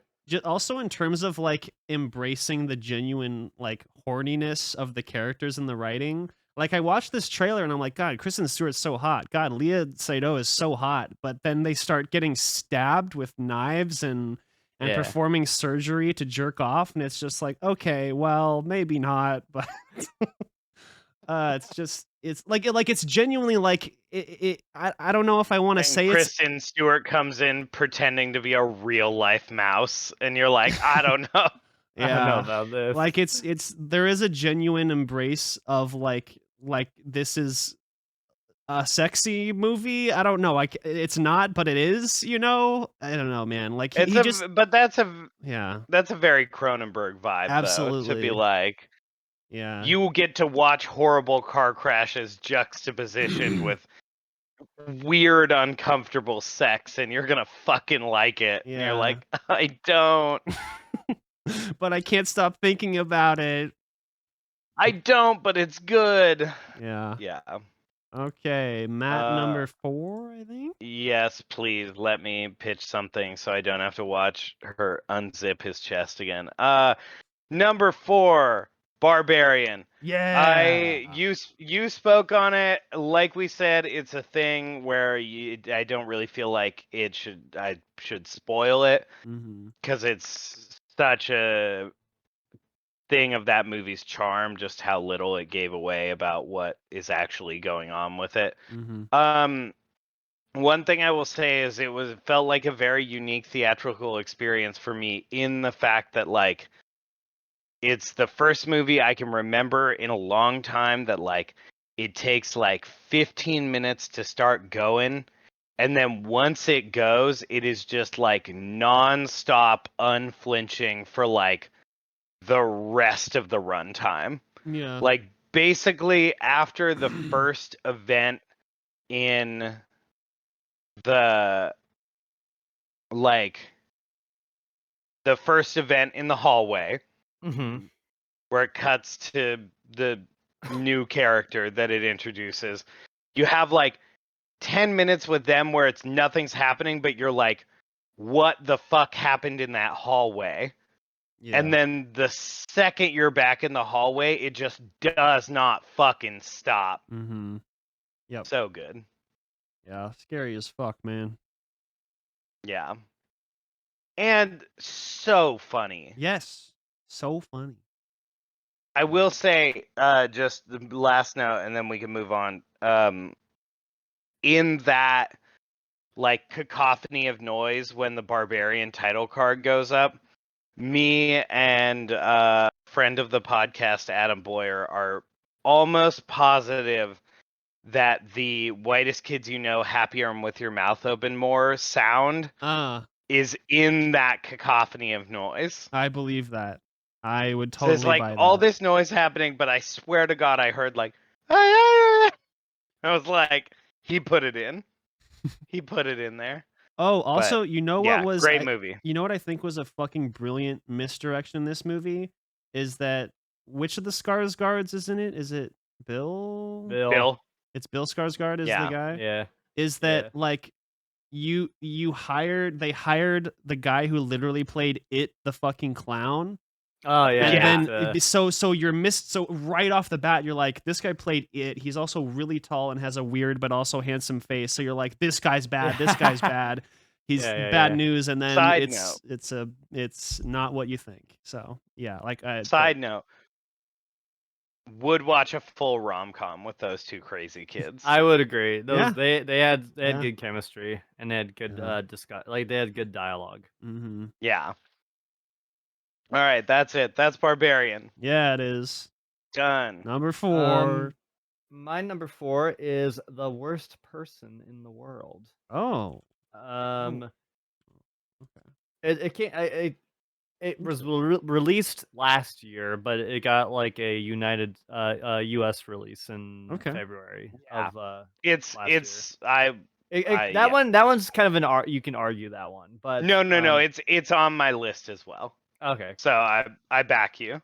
Well, then I won't jump on it too much, but I love it. It's a movie about someone that is in a relationship and they're kind of feeling it fizzle out, but they don't want to like hurt the person because they've met someone new. So it's kind of like them trying to navigate through that, and they just start to feel like the worst person in the world. And it's a really interesting it's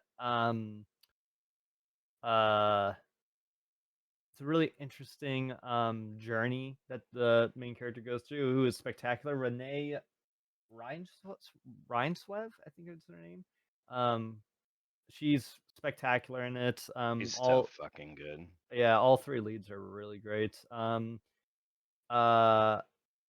no, it's just it tackles different elements of like kind of the sexual experience as well in a very interesting way, and kind of relationships and finding yourself in a non cliche way. It does it in a very kind of honest and kind of dramatic approach as well, especially with one of the characters later on as they are grappling with something within their life, and how she reacts to it and how she feels about it. And yeah, no, I think Yeah. it's a pretty remarkable movie and a very quiet and subdued character piece with some pretty intensive moments as well, and some experimental moments. There's some pretty Ugh. interesting visuals that happen throughout the film. But yeah, Okay. love Yeah. Worst Person in the Yeah. World. Fucking excellent, man. Yeah. Did you see it, Nick? You didn't see it, did you? No, I did not. I So saw this at fucking a good. formerly prestigious film festival that values the failures of their leaders and not the passionate work of their That's right. employees that are the backbone of the community. Just want Mhm. to put it out there. Yeah, we support you there. Also, had I seen Worst Person in the World, it would not be in my top 10. It would not be in my bottom 10, and Lightyear would still be. Lightyear would still be there, unfortunately. Oh, classic. Love that. Love that movie. Okay. Nick, number 3. What do you got? Number 3 is my last minute addition. Less than 12 hours ago, I finished Oh, boy. watching RRR. Justin missing out this year. Dude, I should have watched that over Avatar. Fuck. So, gosh. Oh wait, I don't want to reveal my number 1. No, don't want to do that. Avatar: Way of Water. Oops. Yeah. Yeah. So it's Ugh. just everything. Those boys. Those I'd die for those boys. Yes, exactly. Well, and okay, so no, actually, that is like one of the best things about this is that it's a portrait, whereas like Banshees of Inisherin is a portrait of two bitter masculine men who fall apart. This is a portrayal of two just so tender and sweet and like physically lovable dudes who are in a fully platonic relationship, but they just fucking love the shit out of each other so goddamn much. Like it is one of the like most compelling like friendships I've ever seen in a movie, and I think a lot of that I'd imagine a lot of it is just like more positive cultural differences between the West and like India and how men are allowed to be more physical with each other. But that was like actually one of my favorite parts about it is like their physicality with each other. They're just so loving. Mine too. Yeah, But I mean, Justin, the main spectacle is clearly definitely the biggest part is this movie has so many action scenes that are so long and they are unbelievable. Like honestly, my favorite is probably the first big action scene in the movie with a crowd where one character fights like 600 people at once. And it's just, and he wins basically. It feels like Justin, I don't know if you had this experience, but when like the finale of Strange Days started, and I was like, with like her out in the square, and I was like, how did they even functionally get this many people into I was a thinking that. scene? I was thinking that a lot during Strange Days. I was like, what? This movie is incredible. How did they do this and that? And especially the ending. Yeah. And RRR is like an extremely similar energy, and you can tell they actually got real people because their CG does not look good, and you would be able to tell if they were real. Yeah. So it's like you're like, oh, they got 1,000 fucking people to come out for this like protest scene. It's crazy. Like actually 1,000. That's not like hyperbole. It's like actually 1,000 people in a scene, and there's one fucking character who's in the middle of these 1,000 people, and he's just fighting all of them one by one. But it isn't like, you know, it isn't like a cartoon or a video game where like the opposers are like, you know, waiting their turn to fight him. They are all trying to fight him at the same time, and he takes them all down. There's one scene, I'm sure Matt you remember, or one shot in that scene where the crowd piles on top of him and we get a shot from inside the crowd, you know, and it's like the cameraman is like kneeling down and I just think about like, Jesus, this is fucking dangerous. like it just looks like Yeah. it looks like it was a genuinely dangerous, treacherous scene. Probably broke some laws in terms of keeping extras safe, but God, the final product is I just marvelous. It is unbelievable the scale of these action scenes and also like the like so there are two main characters and they both quite literally have anime superpowers. Like and Yeah. no one else like no one else in the movie has these powers, but it works. It's fucking beautiful. Like There.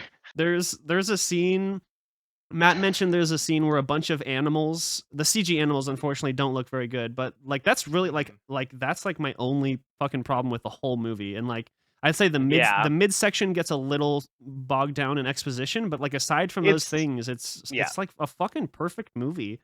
But there's a There's scene in where all the animals come out and like yeah, so as Matt said, there's a bunch of animals that are like running wild and attacking people, and there's like a bad guy grunt soldier. I will remember this moment forever.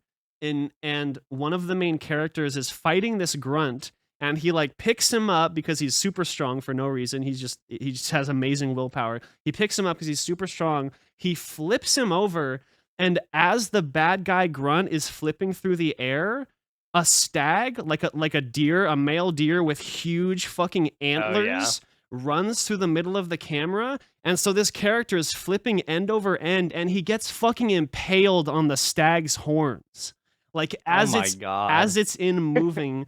And that is one of the less crazy action things that happen in this movie. Like, I bet. and then it there- ends and the final scene is here is Yeah. is there's a like a big fucking climactic battle in a forest where it's just the two of them with literally like nothing more than their fists and a bow and arrow, and every single kill is immensely satisfying.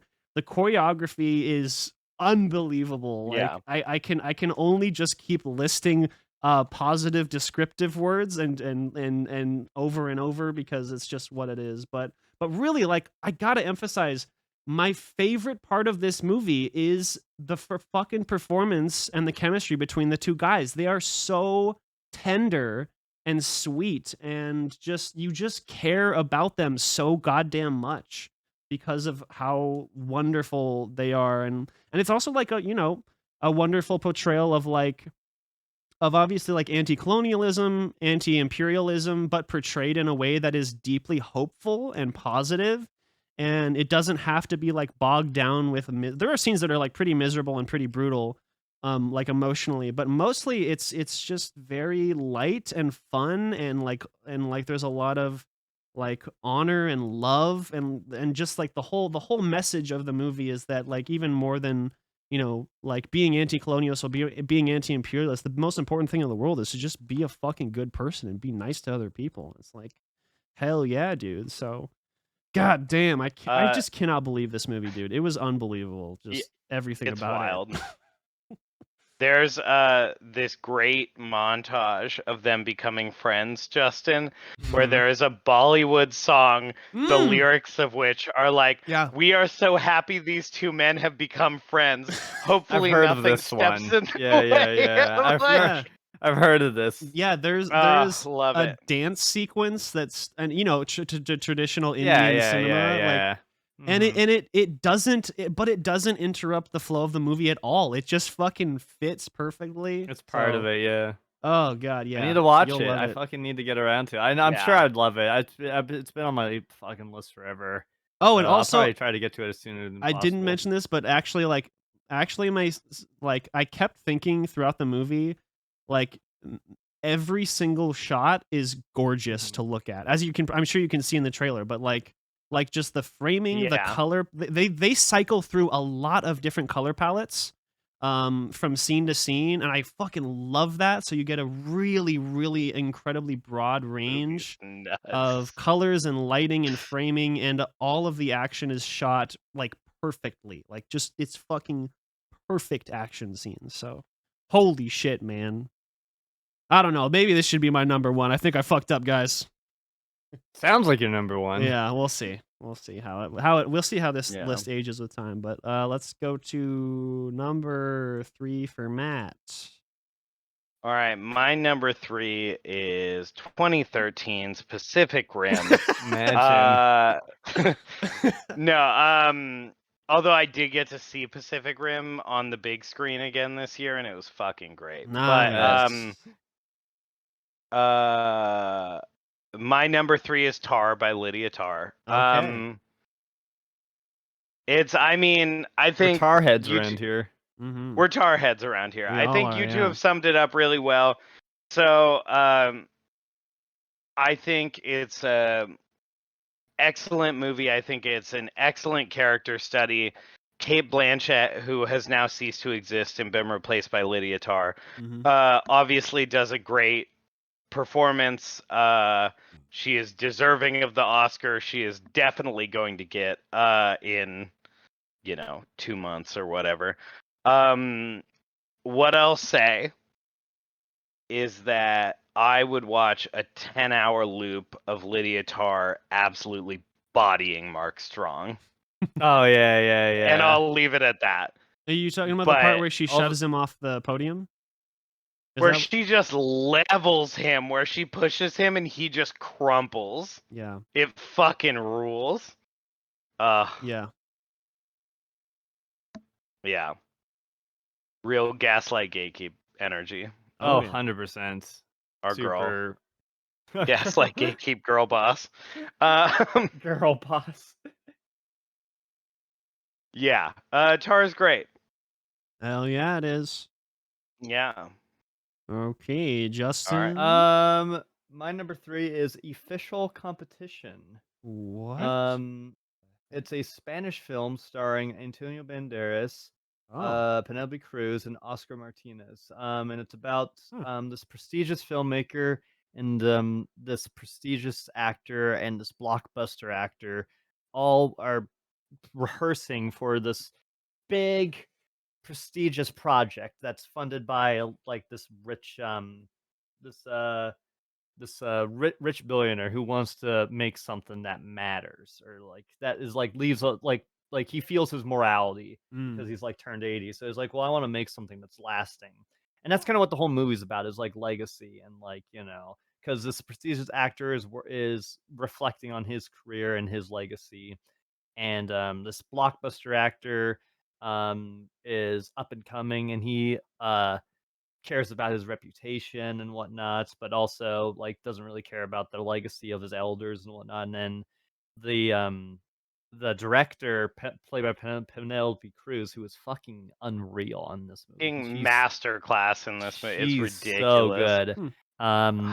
Who it's kind of like challenging all that in a different way, but also is kind of hanging on to kind of her realm of legacy, but like in a way where she's like a bit more like dismissive of that, where she's like destroying like their accolades, like in a shredder, or like hanging a giant fucking boulder over top of them to find real genuine fear during like a rehearsal. Like it's a very compelling, funny, and thoughtful character study on kind of like again, it's like about the arts and the passion for art, but then it kind of is a reflection on like, where does one find themselves within their own legacy and their own kind of like career trajectory, and Nice. how do they leave an impact, whether it's out of selfish, I mean, it's all selfish at the end of the day, but like yeah, no, it's a vibe. So This looks fucking great. I think this is one I will be checking out. I did not hear about this, but this looks really it's very good. Cool. It's very good. It's very good. I saw it at a formerly prestigious film festival that values the failures of their bosses, but not the hard work of their employees I think this and volunteers. By the way, I think this prestigious Yeah. festival bit needs to recur next year if the situation is still the same, and it should recur every. The situation is not kind of bel- interesting at the moment right Yeah. now. Yeah. It's changing. Okay. I feel like this movie also has like a fun absurdist energy to it that's Mhm. like not too over the top, but like kind of similarly in that vein Yeah. of like in the Triangle of Sadness vein, but kind of in like a Yeah. dialed down version of it. It's yeah, it definitely pulled back a bit But for sure. yeah, Penelope Cruz is just a fucking She's great in masterclass. it. And Antonio Banderas. I mean, they're all three of them great, but I really loved yeah. Penelope Cruz. And I really Antonio's like very that. good. Mhm. And I really like that the movie isn't taking either of their sides. Like the movie's like, Mm. It's all just like, here's a shit show. Enjoy. yeah, exactly. Okay. I love though where they're like kissing the girl, and Penelope Cruz is like, "This is bad. I got it." Just like that scene with all the microphones is so fucking good. It's very good. Oh yeah, all the microphone. Oh, it's so good, dude. That movie rips. Oh. Nice. It was Holy my number shit. one for a while. Yeah. Oh wow. Okay. Hell yeah. Good shit, dude. It was your number one for a while before something that none of us can guess possibly could have come in and Yeah. shifted things around in the last few months. Who I'm gonna do it knows? right now. Avatar: Way of Water. That's right. Baby. Avatar, Way of Water. That's right, baby. Justin's not living in Seattle anymore. He's living in Pandora. I'm in Pandora every day of the week. I'm in the fucking water area of Pandora. My God. Oh, the coral, I know. man. Oh, Yeah. just where he's swimming with the whales. Dude, the whales fucked me up, man. Oh, Yeah, it's so fucking good. Anyway. All right, Okay. let's move on. We're not talking about Avatar. Only 6 entries between us remaining. My number 2 is another repeat, and that is gonna be cultural phenomenon of the year, baby. The Batman.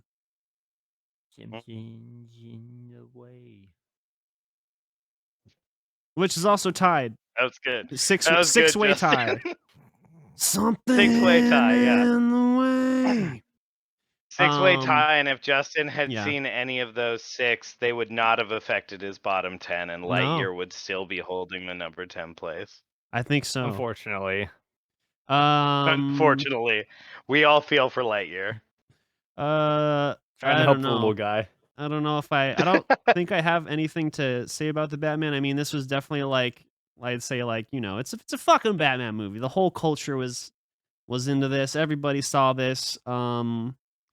I will say I watched an interview with Robert Pattinson, and what he said about how he played Batman in these scenes that I really like makes me want to go back and watch it is he said that in this version, every time Batman is like beating the shit out of criminals, what he's doing, or the way R. Pats played it, is that he said this version of Batman, every time he beats someone up, is he's reliving the moment his parents got killed, and he's fantasizing about doing that to Joe Chill or whoever it was that killed his parents in this universe. And I thought, God damn, like that is a really great way to look at it. But God, just so fun, just such a like just a vision. Like this movie is such a vision. I really get the impression that Matt Reeves and everyone involved like artistically and creatively like had like a very, very, very specific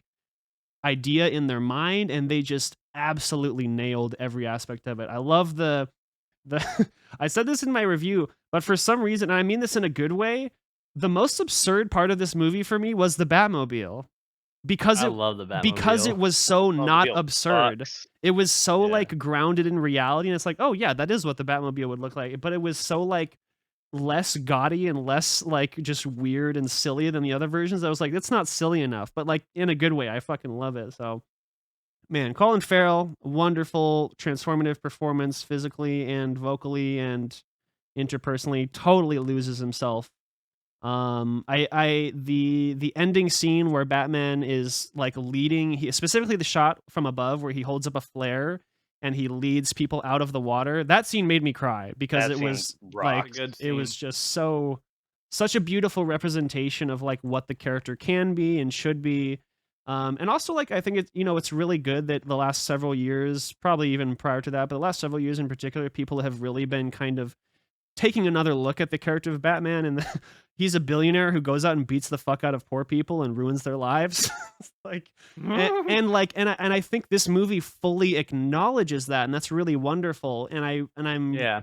I'm really I'm so excited for this to get a sequel or multiple sequels, and I'm also very fearful of like I really think they need to continue to push Bruce Wayne and Batman further in that direction of like, I'm gonna use the S word, but maybe more of like kind of like a socialist representative character as far as you can go with him, and that maybe wouldn't it be cool if we saw more scenes of like of Bruce Wayne, just like giving his money to like and also like I think the fact that we had like who's very clearly meant to be like a socialist political character is one of the most important kind of you don't have a lot of screen time, but she's still one of the most important kind of characters in the story in terms of moving the plot forward. And I just think they've set up such a wonderful political stance of like there are so many directions they could take it, but I'm really mainly excited to see in any sequels. Like, I really hope that it isn't just like Batman, he just continues going out and beating the shit out of poor people. I want to see him evolve and change and become a better representative for people in general, as opposed to just this guy who's obsessed with his own self-loathing and hatred and vengeance but yeah, man, that fucking scene at the end with the flare and he's just leading people out. It's beautiful. It's just a perfect. It's just says so much about not just the movie, but like where we are in America right now, and like it's funny to say that about a Batman movie, but I'm liking that at least on an emotional level, the Batman idea is just becoming a bit more political and grounded as time goes on, and I think it's setting itself up where the sequel could be like a very political movie in a good way, and I hope they go in that direction, but I also recognize that would be very, very difficult to pull off eloquently. So yeah, man, the Batman fucking rocks. My number 2, tied 6 ways. Nick, do you remember when you said your like number 9 least favorite movie of the year, and you were like, this is the one time that I'm gonna get political while we're on the podcast. Shit! Oh no, you're right. And now you're up in here 4.5 hours later, like Batman is a socialist.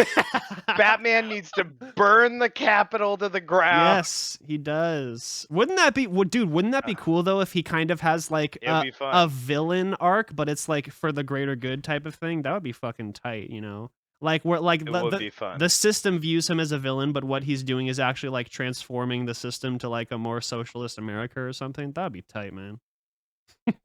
I mean, yeah, but like Matt Reeves and WB don't have the They're not gonna fucking go in that direction. No, probably not. All right. My number 2, which I guess it makes sense that I think I may be the only one who's gonna talk about this. Elvis? My number 2. No, Elvis unfortunately is number 12 has left the building. Honorable mentions, The Northman and Elvis, rip. Yeah, agreed. Northman does rip. Northman was in my top 10 for a long time. Yeah, The Northman got kicked out of my top 10 today by Triple R. Oh, okay. Oh, damn. There you go. My number 2 favorite movie of the year was Everything Everywhere All at Once. Of course, it's good. I just really like it. I think it especially like makes sense for me because I really like the energy that the Daniels brought into their last movie. But yeah, I don't know. It just really worked for me. I think it's interesting how they went about filming everything, that like the way that they actually shot the movie. Yeah, I think it's great. I definitely understand people being more lukewarm on it, but I really enjoyed it. That's good, man. Nice. No, I think it's fucking wonderful, amazing, unique, especially like, oh man, the fucking Rakakuni bit. Oh, they're going to try to give like emotional levity 2/3 of the way through the movie to the man with the raccoon under the chef hat because Yeah, like I know, everybody and has trauma it and everybody succeeds. has like yeah. Yeah, Good yeah. stuff. Jamie Lee Curtis, Uh goddamn. I think actually, I mean, yeah, everyone has been rightfully praising Michelle Yeoh and Kiwon, but goddamn, Jamie Lee Curtis was just unbelievable Jamie in Lee this. Curtis is great. So And fucking yeah, good. Michelle Yeoh is also great. Mhm. It's a shame that this movie came out the same year as Tar, Oh, but well, you I Oh know, don't know. yeah, We'll yeah. see. Yeah, they both deserve it. we'll see. We'll Yeah. see because Michelle Yeoh won the Golden Globe, but it felt kind of like they were like, we're gonna give Michelle Yeoh the Golden Globe because we're probably not going to give her the Oscar, but we'll find out. It's gonna be a Mhm. tough race for sure. Best lead actress is very good this year. Yeah, and they haven't announced the actual No, Oscar not yet. nominees yet, right? Yeah, Not yet. Okay. yeah. All right, Justin, number 2. My number 2 is Steven Spielberg's The Fablemans. Oh, Um, you fucking tricked Oh, me. I thought for what? sure it was gonna be number 1. You tricked us. Oh no, my God, that means I know what your number one is, I'm and not that sure I fucking do. rips. We'll see. um, I know exactly what his number one is, and I'm fucking hyped. Okay. um, I think this is mostly due to because I have such a bias to him because Oh, this of is the guy course. that get. So when he announced this, I was like, I don't know if this is the move to make. It feels a little preachy to do your own Yep. movie about your life. Yep. And then I watched the trailer, and then all of a sudden I started feeling these stirring emotions like, my God, my hero is going to die one day. Mhm. And I Mhm. felt Yeah. like, and like this is John Williams' last collaboration with Oh, Steven Spielberg really? because he's like, well, yeah, because he's like 90 now, and it's Yeah, like, yeah. you know, that's He's like, that. leave me alone. I want to go home. Yeah, he's like he's doing the last Indiana Jones film, and then he's out. Mm. But I just started feeling a lot of things like, you know, Mhm. it's been, you know, maybe 30 this year. Jurassic Park came out 30 years ago, and I just started to think about just, you know, the impact that Spielberg has had in my life, and then just thinking about like how good West Side Story was last year, and being like, wow, so he still has got that fucking flair because he's had some duds the last couple years, but West Yeah, Side Story really helped BFG. Come on. BFG, but like, you know, Sorry. like he um he is someone that is so important in my life, and I just, you know, was so ready to devour this as soon as I saw the trailer. And then I'm watching the movie, I just was, you know, I knew a lot about his life, but there's like, you know, things that I wasn't aware of, like, you know, there's a quote that I like that he says a lot. You know, his therapy is filmmaking, and Yeah. I think that is 100% true when you watch this film in particular. Like, you know, how he deals with the train crash by filming it and watching Mhm. it over and over and over, and how he films. Yeah, like what you mentioned earlier, Matt, about like how he films his grandmother's death and how he kind of works through that and working through it, and then, you Mhm. know, filming and editing the camping trip, and even when he's adding character and emotion to his war film, you know, like, I think there are a lot of great Oh, there's a lot of great echoes to what makes him him, you know. And Yeah. I think it's very much so about filmmaking, but it is more so about his family and his divorce, his parents' divorce, because he's always like, you know, look at any of his films and they're all like touching on some kind of like parental issue. Like War of the Worlds has that. E.T. and Close Encounters is very close to um as close as he was at the time in terms of exploring those things in his life. And um yeah, I just think he just did a marvelous job with that. And I think, you know, so like him being a filmmaker and trying to follow his passion, and him growing in the 1960s and 50s. He um he does such a marvelous job at like capturing such a specific time and place. Like, you know, Nick, you were mentioning the whole like dancing scene. You like Mm. it's very it all feels very specific. Yep. Michelle Williams has one of the most dazzling but also most strange performances I've seen in a while, but I Yeah. love it. I low key love it. Paul Dano fucking shatters me, like especially his last scene Yep. destroys me. Absolutely. Um, David Lynch shows up at the end in the Oh. most in the in an Oh, David incredible Lynch is role. so good. He's Mhm. so good, and that's such a great last scene and great last shot. And I don't know, like watching it all the way through, I felt so enamored by it all and just so happy to see that my hero made something so remarkable but also so personal without sacrificing anything or feeling like he's phoning it in. I think you know he is an incredibly influential filmmaker, whether you like him or not. I think he the day that he passes will be a very dark day in film, and I think at the very least he got to make this thing that I think was very therapeutic and um probably healing for him as well. So I love this film, and yeah, it Mhm. does not feel like any kind of pretension as well. Like for filmmakers that are making their kind of like passion projects that are like about a certain era or about a certain time in film, what I love about this is that if this feels like a really sincere story about a boy who found comfort in a passion of his while dealing with the collapse of his family. So, yeah. Absolutely. Beautifully said. Mhm. Yeah, man. Judd Hirsch is fucking awesome in it too. Like his little speech to uh Gabriel LaBelle, who fucking is insane in the movie. He's so good. Mhm. As a Sammy Fableman, like his speech Yeah, about like, he's you love this thing, but it will fucking hurt you too, like a lion, and I'm like, Yeah. fuck man, you're fucking buck wild and I love it. yeah, Yeah. I love where he tears his clothes and he's like, Yeah. "Are you okay?" And he's like, "I'm sitting Shiva, tear your clothes, sleep on the floor."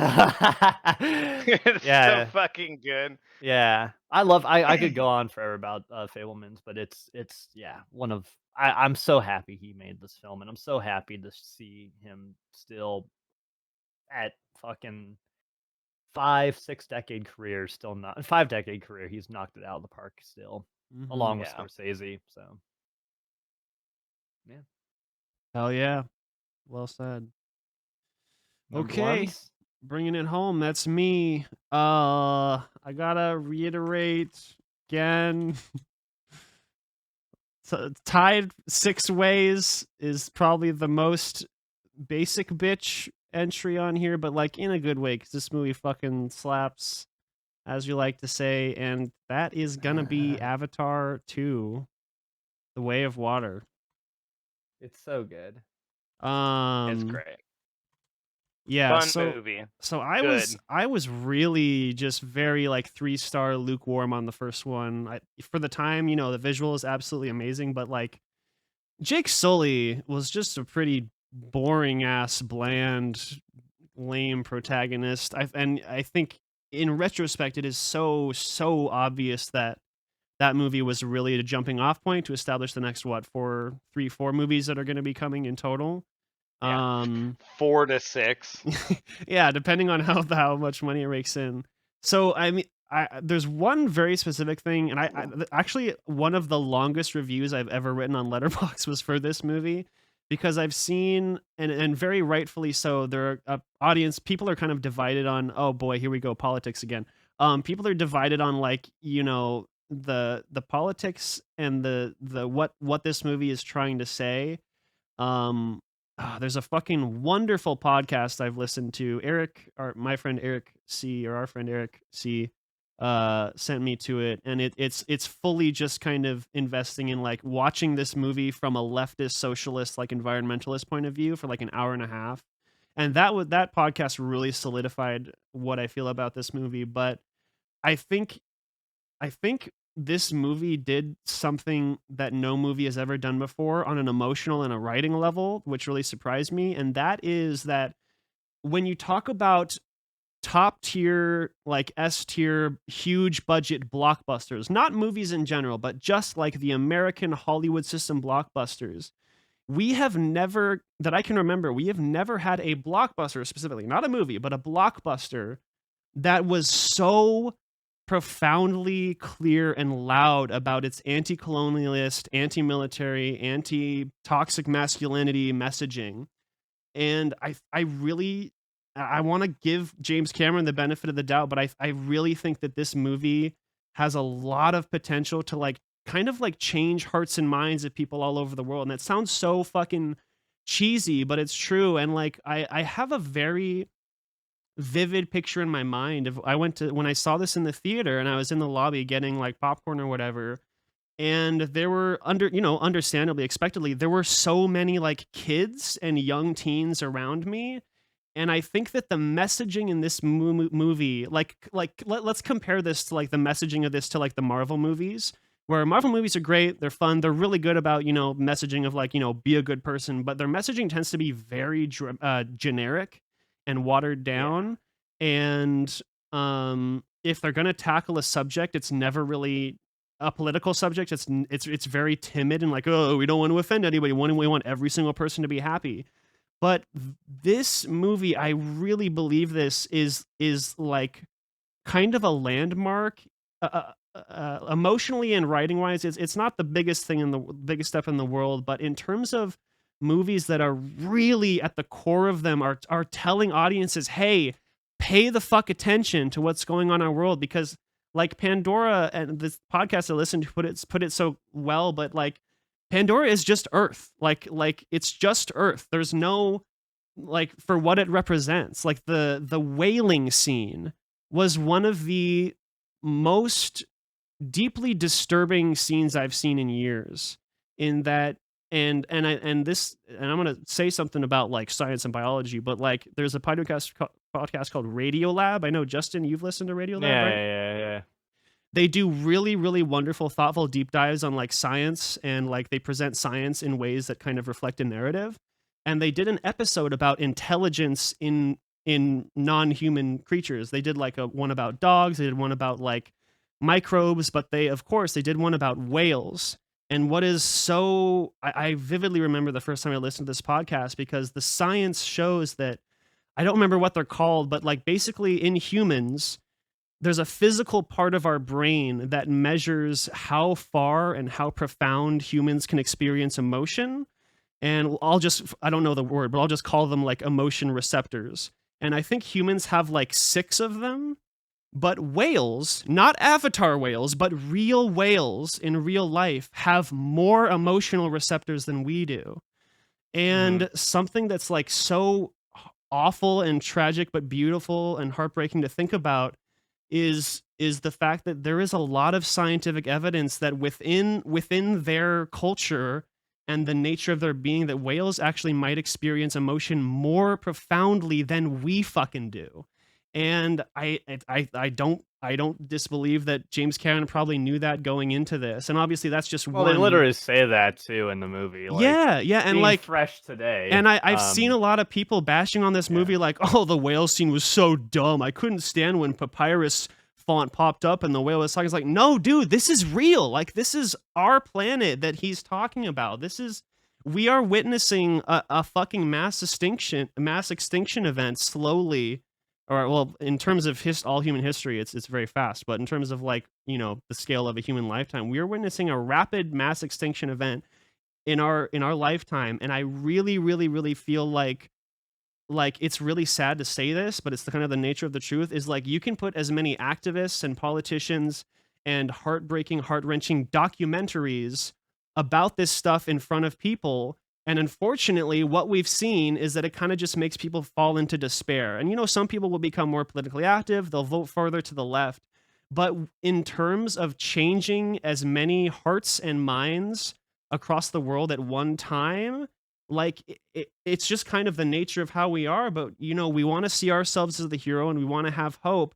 And I feel like this movie is so important for young people and young kids who are coming up in this world feeling so fucking hopeless and lost. And now they kind of have this, well, it's just like something that they can look forward to for the next 10 fucking years as more installments come out. But the messaging in this is just so clear and so loud, and it just puts the fucking Marvel movies to shame in terms of actually like saying something. And that's again talking in terms of blockbusters, because there are certainly other just kind of standard, not high budget, high concept movies that have maybe a more deeply emotional impact on people. But in terms of a movie that's going to be seen by as many people as possible and affect the highest number of people in a really positive way, I really think that this movie is, here's the word, it's earnest. It dares to be so earnest.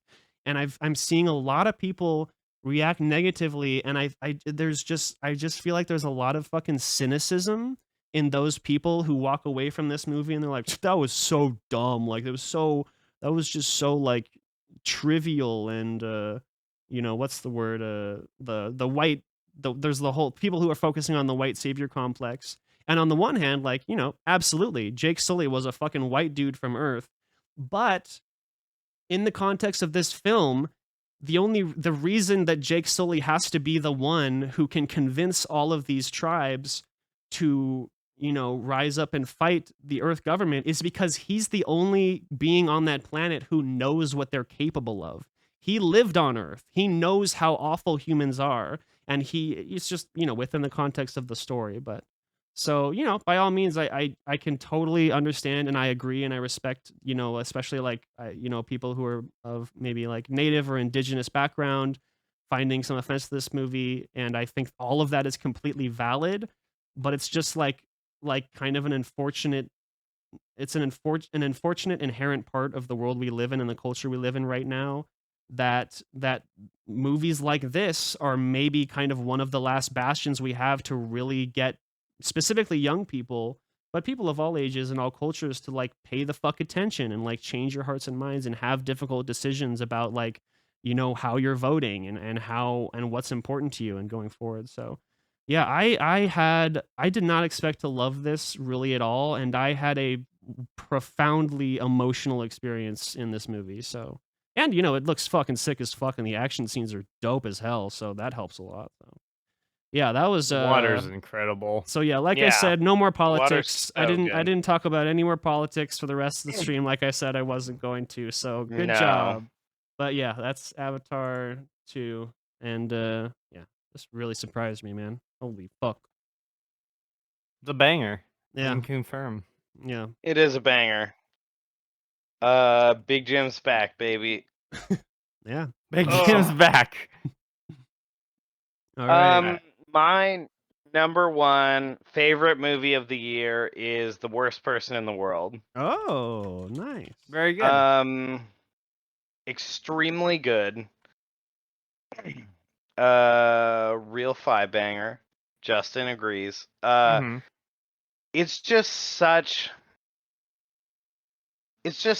a phenomenal movie about like being in your 20s and just being a human in the world today and trying to figure out what you want to do with your life and who you are and what the fuck that means for you and the people around you. And it's a movie about how when we're trying to figure out who we are in life, we are selfish and we're not always our best selves, and we make poor decisions and we fall in love and we fall out of love. And there is this party sequence that I'm not gonna spoil what it's about, but I think it's one of the best sequences I've seen in a long time of just like, I don't know. I can't go into it without fully going into it, but there's basically a scene where she like drops in on a party like 35 minutes into the movie that she wasn't invited to, and she meets somebody, and it's fucking phenomenal. Like that whole sequence is just amazing. and the end of this movie just destroyed me. It's so good, and it's like I don't know. It's like the idea of like finding yourself, but like losing out on like the people you love to do so. It's such a good movie. Yeah, just absolutely destroyed me. It's great. Everybody should see it. Are you sure? I agree. Do you think that I'm being self-deprecating, but I'm listening to your guys' descriptions, and just looking at this trailer. I'm a few months removed from a pretty, well, not a pretty, the most brutal breakup of my life. So, maybe I should like. Do you think I should hold off on this one till like I'm more removed from it, or like, do you think you would actually like help me? I think more time. Yeah, that's how yeah, I I feel. think you may. I think maybe more time. It's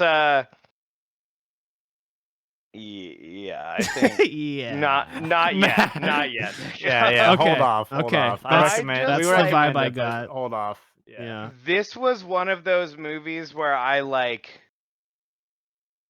did not cry while I was watching it, and I left the theater and I was driving home and I was thinking about it and Yep. I burst into tears. Okay. Like Yeah. it was I get you. it's just so quietly devastating. It's so good. Fucking Christ, that movie. Mm-hmm. And all the performances in it are just Yeah. they're all great. And there's a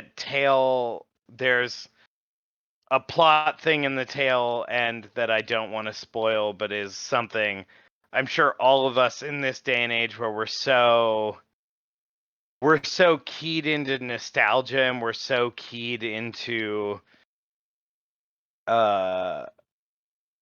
like media and the things that I mean, the three of us are sitting here doing a podcast Yeah. about the movies that we cared about over the years, and there's just this character has this speech at the end of the movie where they're like, what does that leave us with? Like, what does that leave you with if your whole life is just fondly remembering things that other people have done?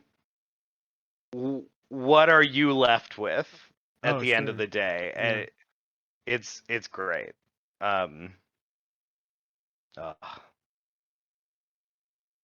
Yeah, I'll put that one Yeah. off. Or I don't know, if I feel like I'm in the mood to like purge, I guess I could do that and have a therapy session with myself. There you go. Yeah. All right. Yeah. Justin, you shocked me by Fablemans being second, so I don't know what to expect. You want to bring us home, buddy? Yes, sir. So Let's fucking go, baby. so my number one was one that I was like completely like there's no like I'm not a huge fan of this filmmaker. Because I'd seen one of their films before and I was like, yeah, well, man, I see the appeal, but maybe it's not for me. But I was blown away by this goddamn, and that is X by Ty West. Oh, of course. I adore X with Yeah. all my heart. That makes sense. Yeah, I was just completely blown away by it. Like, there's it feels to me like, if there was ever like, a movie that's like, because Ty West did like a movie called The Devil in the House, I believe it was called. House of the Devil. House of the Devil. Devil all the time. Yeah. House of the Devil, and I was just I was like lukewarm on it. I was like, I get it, what he's doing here, but here it's like he's kind of doing the same thing, but I feel like he pushes it, like, and embraces those cliches and spins them on their head, and he does scares that I've wanted to do or see in horror films, like Oh. Wow. like finally go about, and he does it in a way where I'm like, I hope he does this because that would be fucking sick, and he fucking does. Interesting. I like your Oh, sweater. nice, dude. I had to go get my branded X merchandise at Damn. this It's good. celebration. It's like it's a great it's a great, like, if there's ever a remake of a Texas Chainsaw Massacre, this is the movie. Like, I feel like it has like such loving qualities to 1970s horror. Um Mia Goth is fucking remarkable as Maxine and Pearl in Yeah. it. The whole ensemble cast is great. Jenna Ortega is really great in it. Um there is a sequence that features Don't Fear the Reaper, and it is probably one of my favorite horror sequences in recent memory. Um, it ends like a fucking banger. It just grabs you right away and just, it just I had so much fun watching this movie, and I couldn't believe how drawn in I was. It was just a movie I just randomly grabbed on a whim for the Scarecrow Psychotronic challenge, and all of a sudden I was like, "What the fuck? This movie actually fucking rips." And I watched Yes. Pearl, and I like Pearl, but the X is where Pearl's it's at. fine. Pearl's Yeah, good. X Yeah, I was is like, all right. Yeah, Yeah. I agree. Pearl's X good. I is didn't mean to superior. say Pearl is fine, but No, it's like it's good. It's serviceable for what it's doing, and I think she's also very great in it. But like for me, it's it's a like real it feels like Ty West was like, we're gonna do one for me, X, and then we Yeah. will do one for you, Pearl, where you just get to act your ass off. Mm-hmm. Like, we get to do my weird Texas Chainsaw slasher movie, and then I will do a 17-minute long unbroken monologue that's just your close up. yeah. I'm No, cu- it was so good. I'm very curious, Justin. I'm gonna mute the audio on my streams to avoid spoilers, but I would love it if you mentioned there was a scare that you've always wanted to do or see. What was that? I've muted it so you can spoil it. Mm.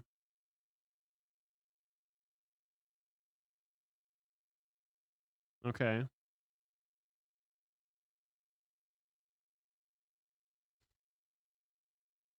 Oh, okay. Yeah.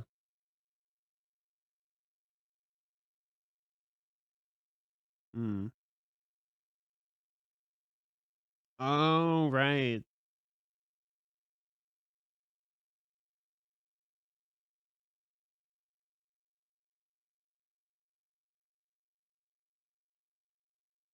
Mm-hmm.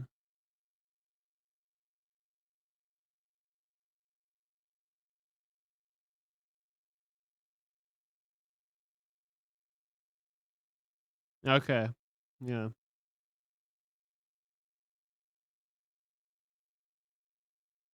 Forgotten about it for like 3 minutes, and then Yeah. it goes back to that, and it's like it's so well done. Yeah. Oh, yeah. It's Yeah. super good. Nice. Like, I love the ending so much. It's so good. Like, Yeah. I love everything about, like, that movie. Like, that movie is such a great homage to old school horror, and, um, it makes me wanna go back and kinda revisit, Ty West's other stuff because I kind of wrote him off after, House of the Devil just because I was like, "It's fine." But Okay. like, X really fucking did it for me, and I'm really Yeah. excited for, Maxine. Maxine. Yeah, I think that's gonna be really good too. Yeah. So, yeah. I'm my favorite part of that pitchfork sequence. Oh, yeah. I just muted it again. You're good.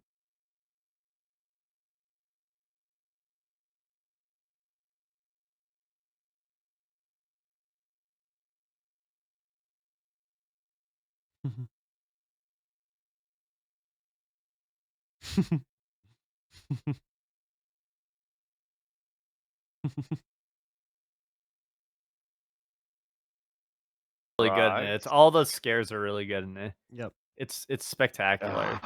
Yeah. I was blown away by it. I couldn't believe what I was watching. Honestly, for me, I love, yeah, this barely got kicked out of my top 10, but like the parts that really stick out to me were just when the cast were or the characters would be sitting around like talking about sex and how sex was portrayed at that period of time, and they're like, we're going to make this more, quote unquote, avant garde or like higher Yeah. tier like porn film. And just the Yeah. commentary on that was really great, and I think like it really lent itself to like making the scenes where they are like having sex and simulating sex like more like effective, and I was like actually like thinking about the process of Mhm. that. So Mhm. yeah, absolutely, really fun It's movie very well overall. done. Very Mhm. well done. And it Yeah. takes like again, like it takes like cliches like Don't Fear the Reaper and what's that one song that the character plays on the guitar? The Can you saw my reflection in the Oh, you know, yeah, I don't know. like and that sequence is great Landslide. too. Yeah, Landslide. And I'm like, that's Yeah. like it's an overused Oh, song, but they do such a great like Ty West is Kid able to Cudi's take good in that movie. yeah, Yeah. everyone's really good in that movie. I couldn't believe it. So I was so blown away by it. I couldn't believe it. When I was done, I went to Shelby. I was like, X fucking rules. She thought I'd like it, but she didn't think I was gonna love it. So I fucking Yeah. adored it. It was great. So definitely, it's surprise.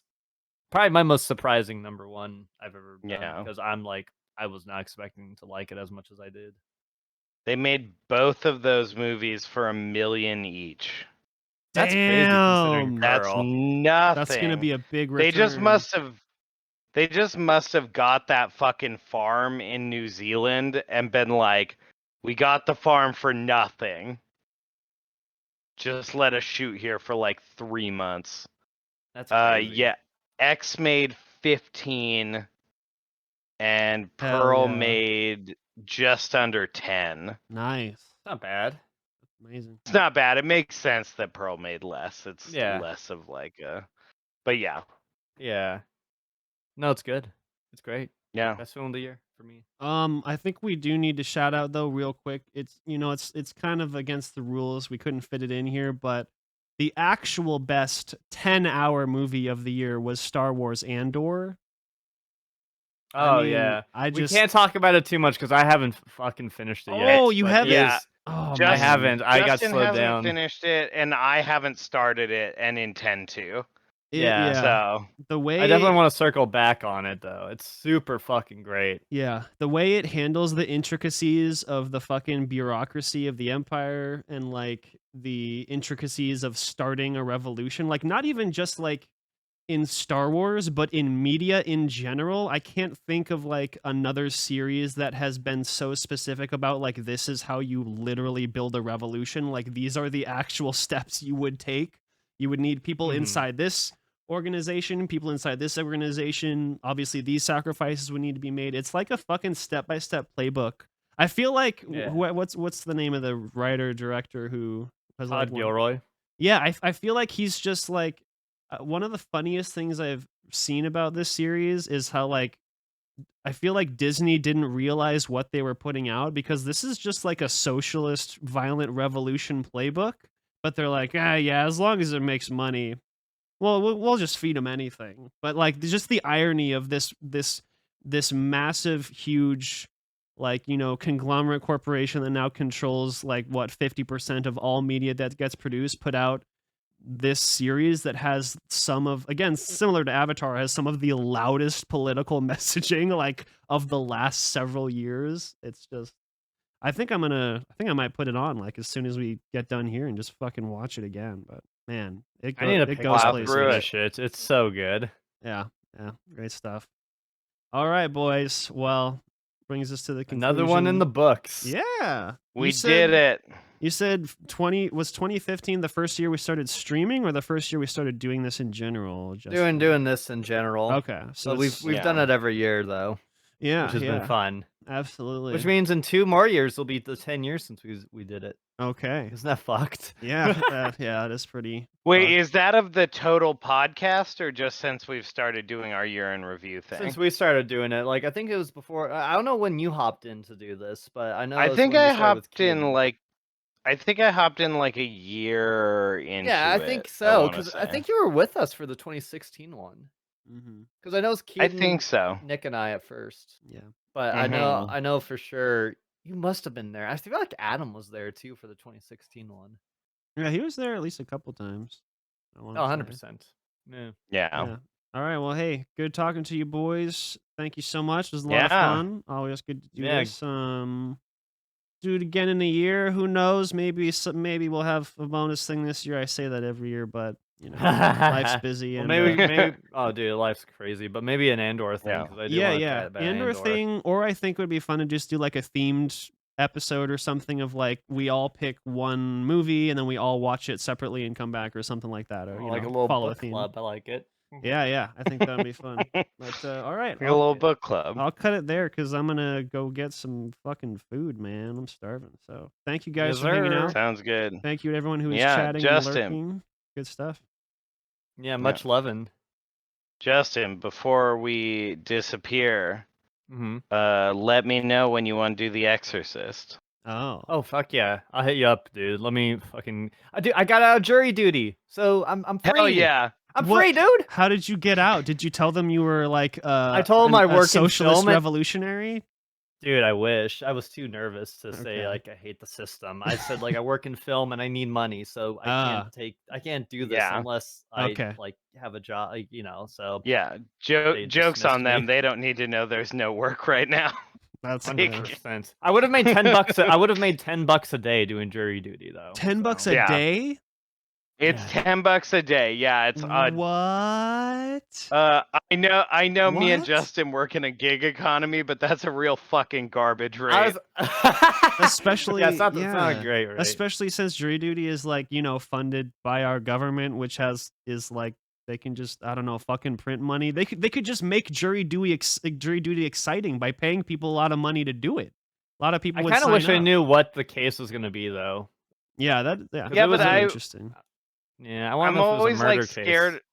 I'm always scared though of the idea of like, what if I like agree to do jury duty, and then it's like a complicated murder case that takes like 2.5 months. Oh, and that you're was just I would stuck hate on that. the jury. I would hate That that. sucks. Yeah.